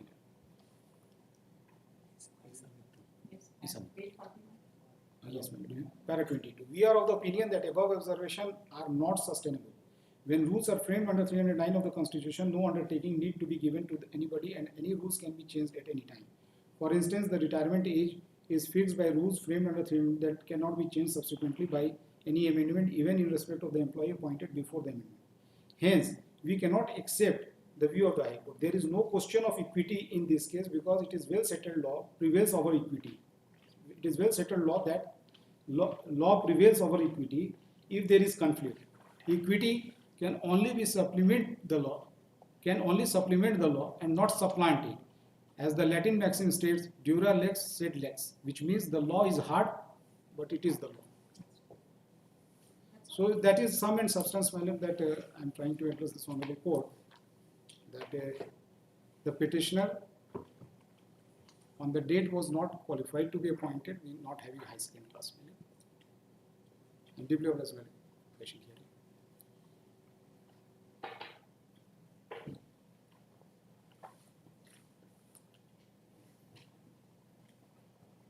What do you have to say in Yes. response? Now I was on the statute when the No, we have heard you. Now you tell us. He has advanced his argument. You respond. yes, before that a few facts which are relevant. No, you leave the Pathar matter and go. I'm sorry because No, suddenly every day you are sorry. no a matter was called out.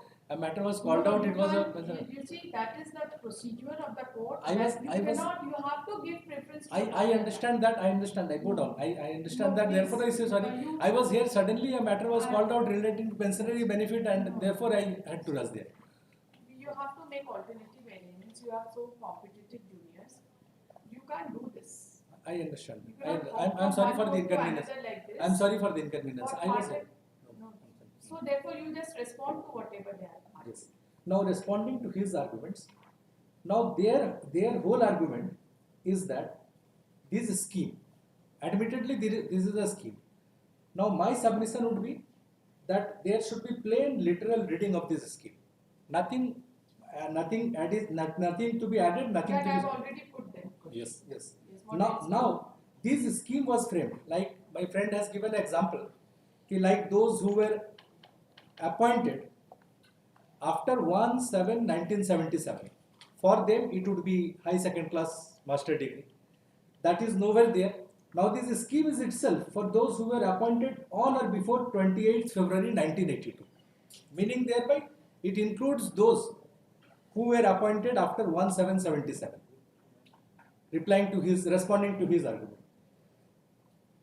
Such situation, postulating such a situation, therefore it was said that he possesses at least a second class master's degree in the subject.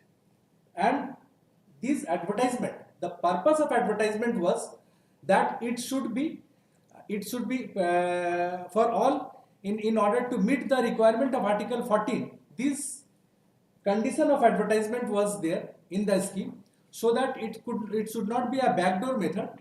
It should be published and all eligible persons should get an opportunity to participate in the selection process. That is the purpose of advertisement. And another reply on this.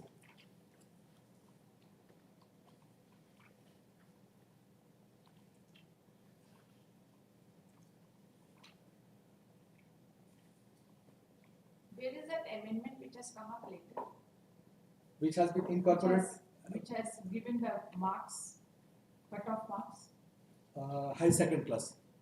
no, 45% or whatever. So there is one amendment subsequently. They have come up with some amendment subsequently, that midway this has to be. Yes, that is 83. 83 that is brought on record by way of the last supplementary affidavit, fifth supplementary affidavit. I will just indicate that page number of that. That is the fifth supplementary affidavit filed on 22nd of December. And page number.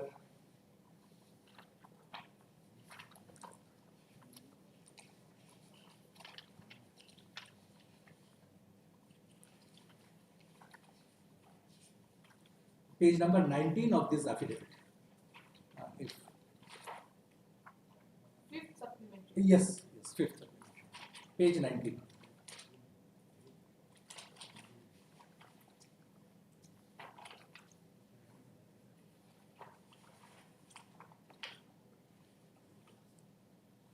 Page 19, and the relevant portion is at page 21, the third page of the said statute. That is English 2, just above first, second, third, fourth, fifth para. English 2, persons having secured more marks than the midpoint of the page running page 21, and the statute's pagination is 129 there, right hand side, part 2, 129.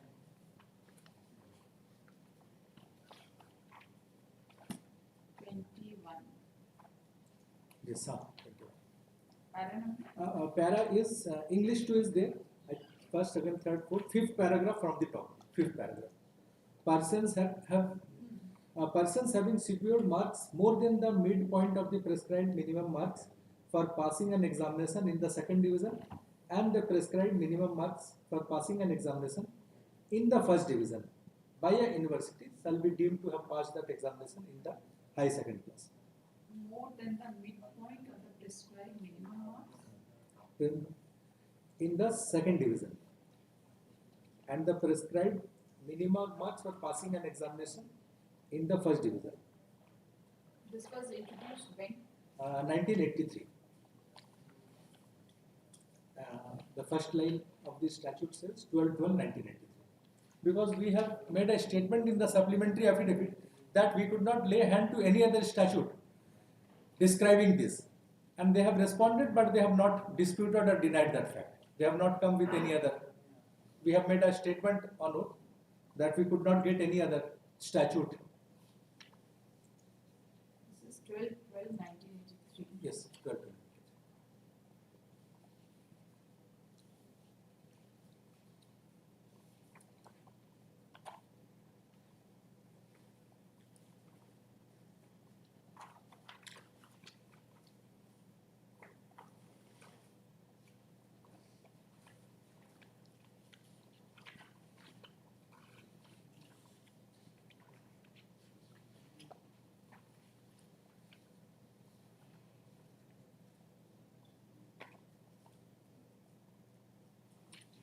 This is 12/12/1983.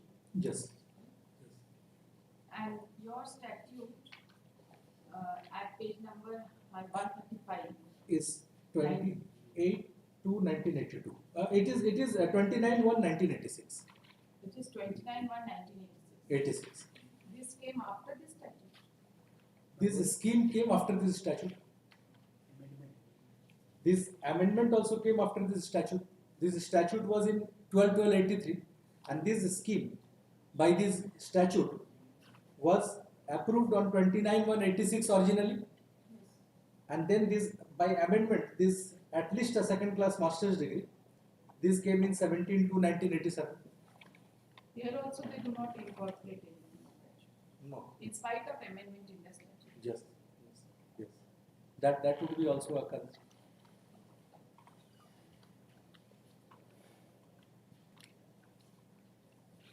That is all. And one thing on this, responding to their argument on this, the advertisement was at earlier point of time.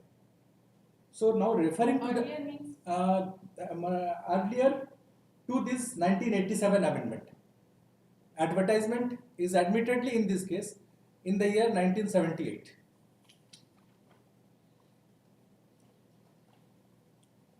it is statute relating to mode of appointment of pay scale as approved by Chancellor on 1/7/77 Yes.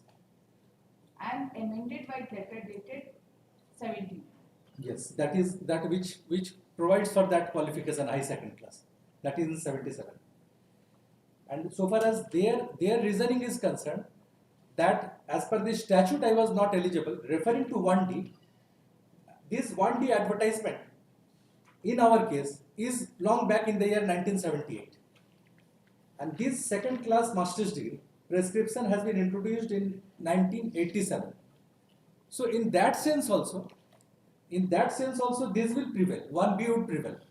From where do you get 1987? This page 135, this statute which is under which the case was rejected, page 135. This was introduced in 87. This was introduced in 29/186 and 1B was introduced as it appears from the substitution in the bottom note 17/2/1987. No, but how do you say 1D? 1B was introduced. 1D was there from before. Okay. 1D was there from before. This was done in 1987. 87. It was from before. And this statute was amended on 12/12/1983, revised, Yes. which they are relying upon. Yes. Which then? For the purpose of showing that what would be the high second class. And the error which has been committed on their part, that they have not read the statute in totality. It is their scheme. They have floated a scheme, and whenever a scheme is floated,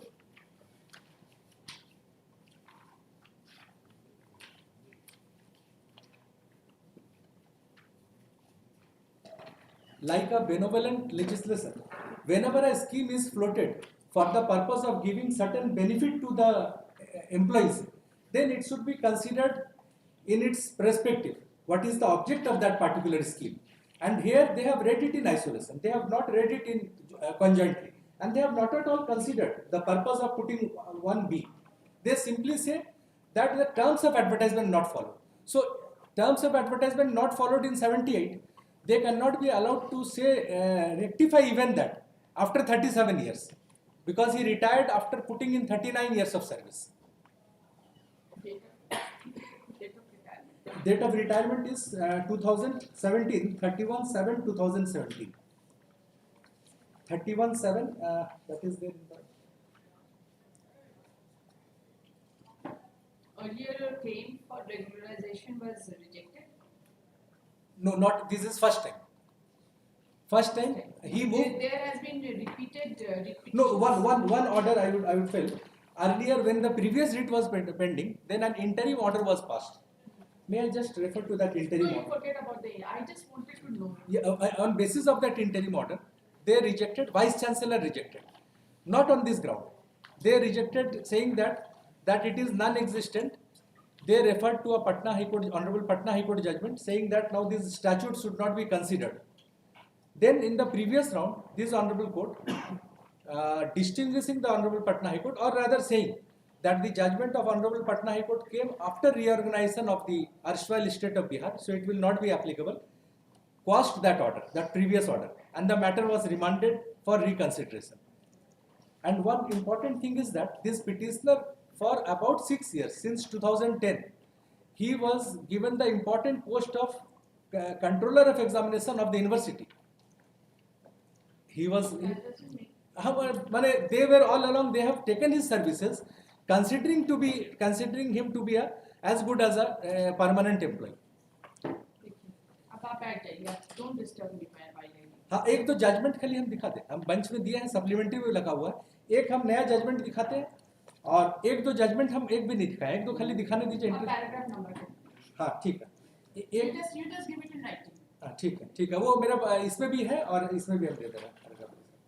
WPS number 5107 of 2017 for the learned counsel for the parties. District petition has been filed for the following relief. The learned counsel for the petitioner has submitted that the crux of the dispute between the parties is arising out of letter number KU/04/2020 dated. The crux of the dispute between the parties arises out of the impugned letter dated 25/8/2021 issued under the signature of Under Secretary, Honorable Governor Secretariat Jharkhand Ranchi, whereby the case of the petitioner for regularization of his services in the university service on the post of lecturer of English in KS College Saraikela has been rejected.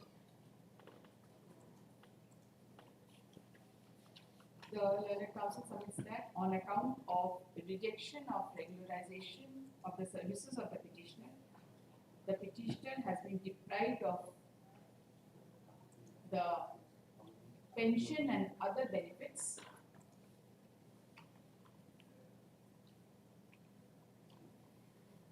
and so far as other reliefs are concerned, they would be based on the pronouncement on the legality and validity of the aforesaid impugned letter dated 25/8/2021.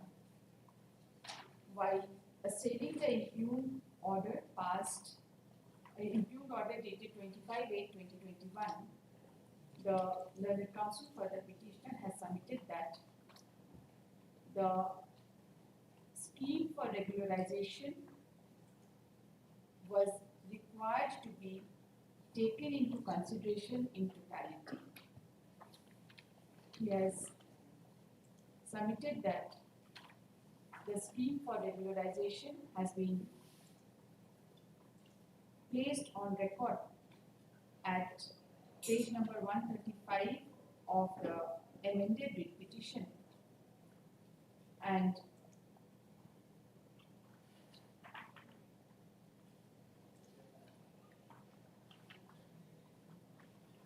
which clearly provides that for the purposes of regularization, as per clause 1 within bracket B, the required qualification was at least a second-class master's degree in the subject. He submits that the said provision was inserted. He submits that the scheme for regularization is dated 29/1/1986, which stood amended on 17/2/1987, whereby it was inserted that whereby it was provided that the person seeking regularization should possess at least second-class master's degree in the subject. The learned counsel submits that the impugned order is perverse inasmuch as clause 1B of the scheme for regularization has not been taken into consideration at all. Rather, by quoting the relevant provision, the impugned order has not even quoted this provision. He has further submitted that the impugned order has been passed on the ground that the impugned order has been passed on the ground that the petitioner did not have the high second class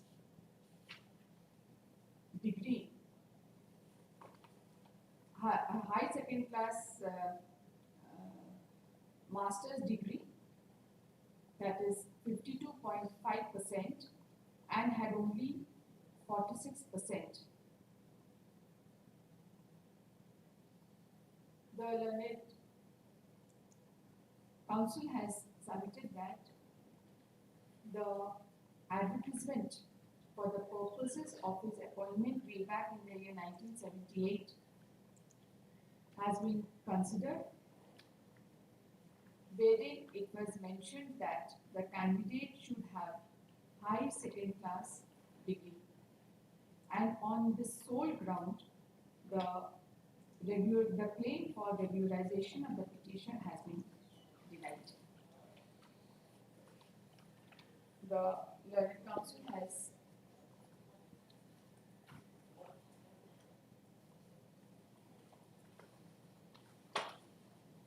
submitted that,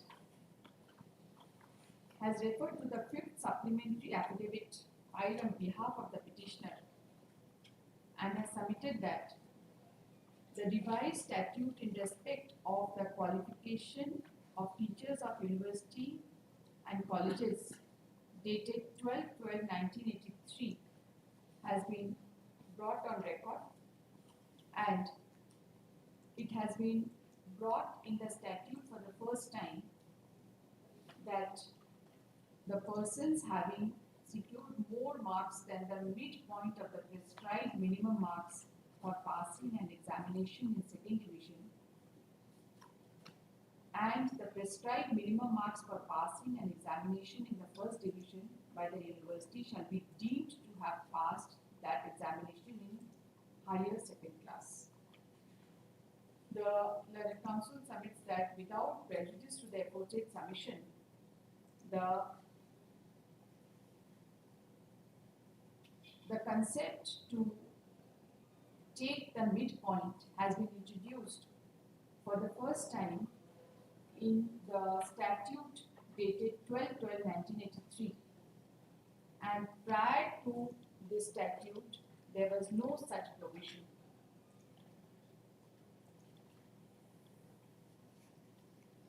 The learned council has further submitted that the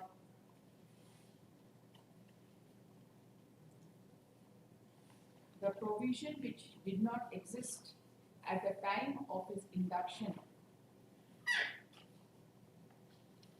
cannot be used to deny him regularization.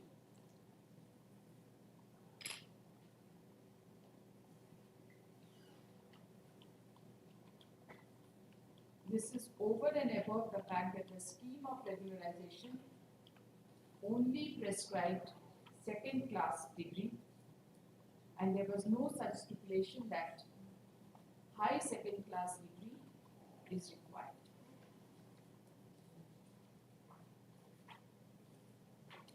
The learned council, by giving the sequence, has submitted that the petitioner had initially joined in the aforesaid college on temporary basis against leave vacancy, and an advertisement was published on 29/7/1978, and ultimately the petitioner was appointed and he joined on 1/7/1978.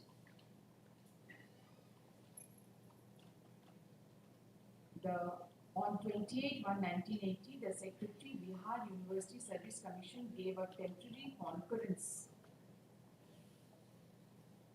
and immediately thereafter on 11/12/1980,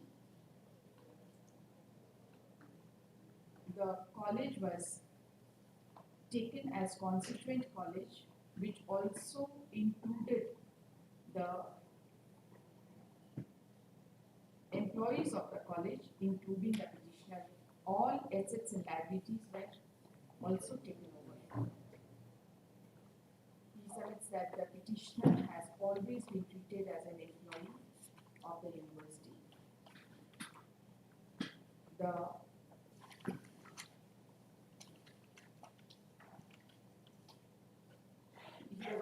allowed fourth revised UGC scale with retrospective effect from 2/1/1986 by the order dated 11/10/1996, and from time to time the petitioner was entitled for all the service benefits.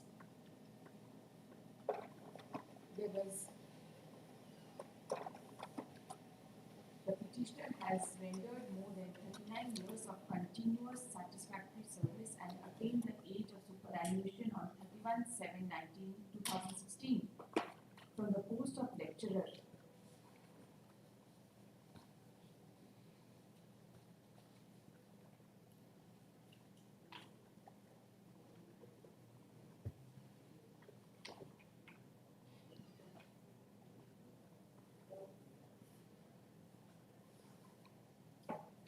And in the aforesaid background, the impugn order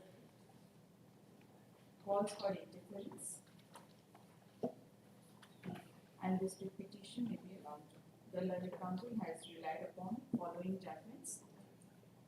Give the judgments and the paragraph. Yes. The learned counsel appearing on behalf of the respondents while opposing the prayer has And for respondent number 7. respondent number 7. Chancellor. While opposing the prayer has submitted that as per the statute of the university relating to mode of appointment, pay scale and qualification for the post of teachers of the university, as approved by the Chancellor on 1/7/77,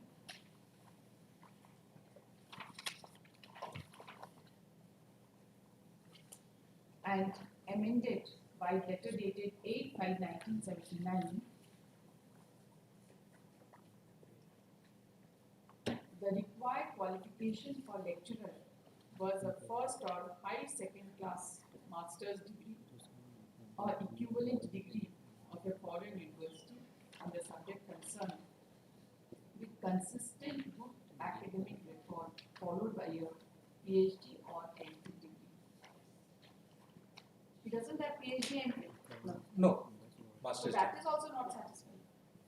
Or No, it is not required. It is not mandatory. Or minor, first class or high second class with good academic.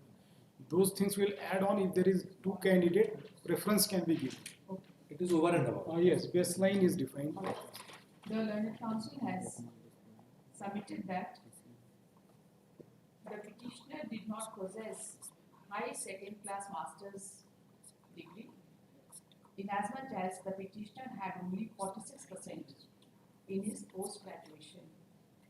He submits that the said degree does not constitute high second class master's degree, although high second class master's degree at the relevant point of time was not specifically defined under the statute. The learned counsel has submitted that the high second class master's degree has been introduced, has been well defined in the statute which has been approved by the Chancellor on 12/12/1983 and amended by letter dated 9/9/88 and also letter dated 15/12/1990, wherein it has been clearly mentioned that midpoint of the starting point of second class and the starting point of second class and the highest point of second class is to be taken into consideration, and that would constitute 52.5. 52.50%. And since the petitioner was having only 46%, he was not qualified for being appointed.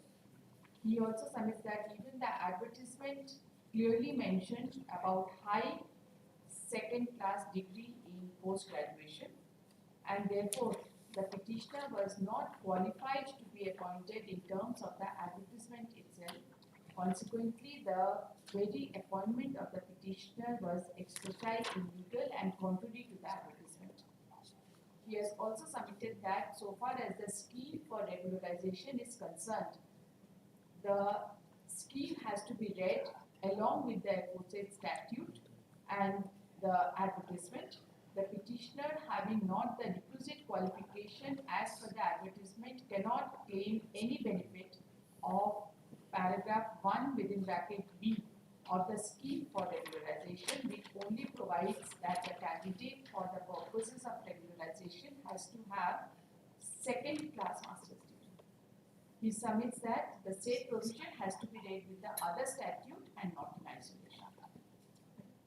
Yes, yes.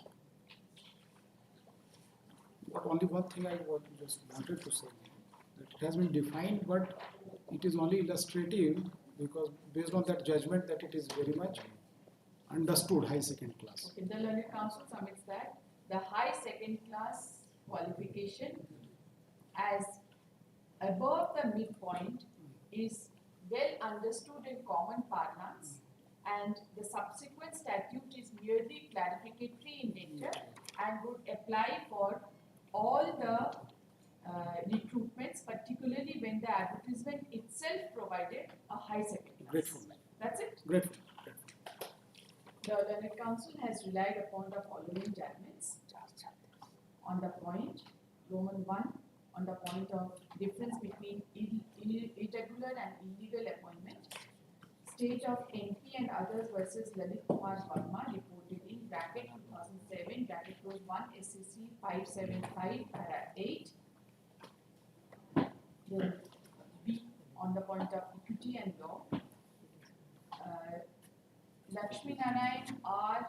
Bhattan and others, state of Maharashtra and others, reported in bracket 2003 bracket close 5 SCC 413 page para 72. Then and इसमें एक और है CMD chairman BSNL and others versus Mystery Lal and others, reported in bracket 2011 bracket close 14 SCC 739. C, on the point of definition of higher second class, J.P. Kulshrestha and others versus Vice Chancellor, Allahabad University and others, reported in bracket 1980 bracket close 3 SCC 418 para 13. Then on the point of long period of service cannot be a ground for regularization, Ganesh Digambar Jamburkar and others versus the state of Maharashtra, reported in 2023 live law within bracket SC 801. That is all your judgments you have relied upon? Yes, madam, and if my lord, in my understanding, item number 7 also, Mahendra Prashad, there is some similarity of facts. Yes, the learned counsel has further relied upon judgment passed by this court in the case of Mahendra Prashad Shah versus State of Bihar and others, reported in bracket 2004, big bracket 2004, in small bracket 1, bracket close JCR 399 within bracket JHR, to submit that in the same case also, the candidate was not having the higher second class qualification, considering the midpoint.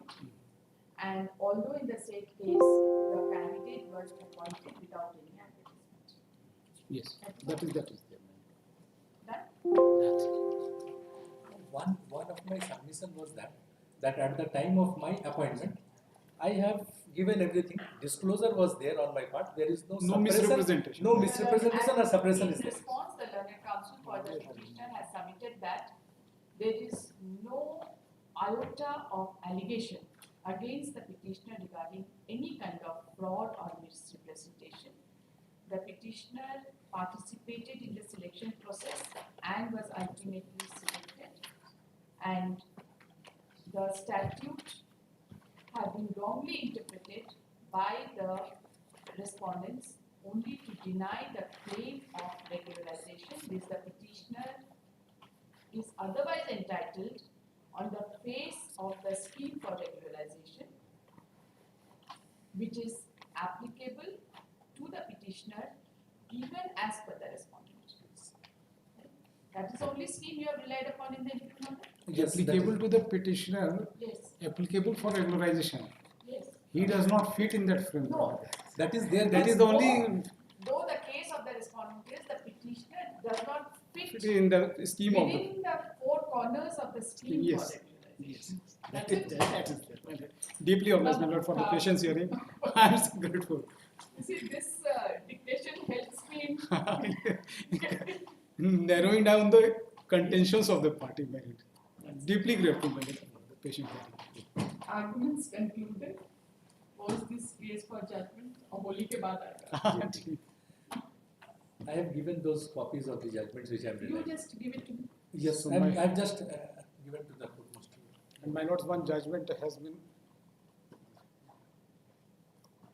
ये जो है ना, petitioner नहीं लिखेंगे तो हम लोगों को कैसे पता चलेगा? ये सारे judgments. You have given the print? Yes, and it is also part of the supplementary affidavit. No, but no, not- sir. Just by way of information, my lord's first appeal judgment has yesterday been affirmed by Honorable Apex Court. Which person? That we argued till 8 p.m. in the night. Which person? Durgavati, one matter very initially my lord had decided in 2019. Yesterday it was affirmed by Honorable. CCL. No, that was private party specific performance of contract matter. Very first initial day, 19 judgment. Yesterday we succeeded in Supreme Court. That SLP was Give decided. me the number of the case. I will supply. don't remember what I will supply copy. It was a very, we argued late hours. My lord will recall in a very initial day. Yes. remember that all. It's good that I don't remember. Yes. That, Memory is not always good. but good memories are good. That is why I never rely on my memory so far as statute is concerned. I need to read it all over, always. Another judgment I was told by my client, where this Honorable Court will receive has delivered a judgment on the aspect of Insolvency and Bankruptcy Code and MSME Act. Yes. That has also, I've been told by my client, that has been affirmed by the Honorable Supreme Court. We don't get communications. No, we will supply, my lord. So those cases which we are No, handling. You see, it is not just to, take a pleasure out of it. That is not my concern. My concern is that if I have taken a view. Concretization of. It means that I can take that view again. Yes, and that is concretization of. enhancing our that on that part of law. That we say Enhancing our- At times, if I take a view and it does not go to Supreme Court, I am absolutely clueless as to whether this view would have been approved by the Honorable Supreme Court. That solidifies our understanding on the subject. Yes. Oh, you had argued that case. Yes. That matter was. Long argument. Yes. That electric steel matter was. Electricity. Yes, I have been told that it has been approved. 46. Yes. No, 36. 30, Enforcement. enforcement. That is. Wherein we had said that we had considered the liquidation. Liquidation. Their case was that since the matter was under Pending liquidation, and we were saying that MSME has our. Yes. Notice was issued in that case. No. Notice was issued. Stay was refused. Notice was issued, and thereafter I was told by my client that it has been. थोड़ा सा provide कर देंगे क्योंकि वो बहुत important है. Yes. And then section 47 was also dealt with. Date March time to date. After Holi, my lord, it will go to April. Yes, it will go. Yes. 8th of April. आज कितना है? 6 weeks में हो रहा है ये? हो जाएगा. नहीं. आज 22 है ना, तो 7 दिन इधर हो गए. 4 वीक मार्च हो गया. 1 वीक ये हो उसके गया. बाद तो छुट्टी है. हाँ, छुट्टी है. लैप्स कर रहा है तो ऐसे भी 6 वीक हो गई है. 6 weeks में हो गया. 6 weeks. हाँ. Within 6 weeks.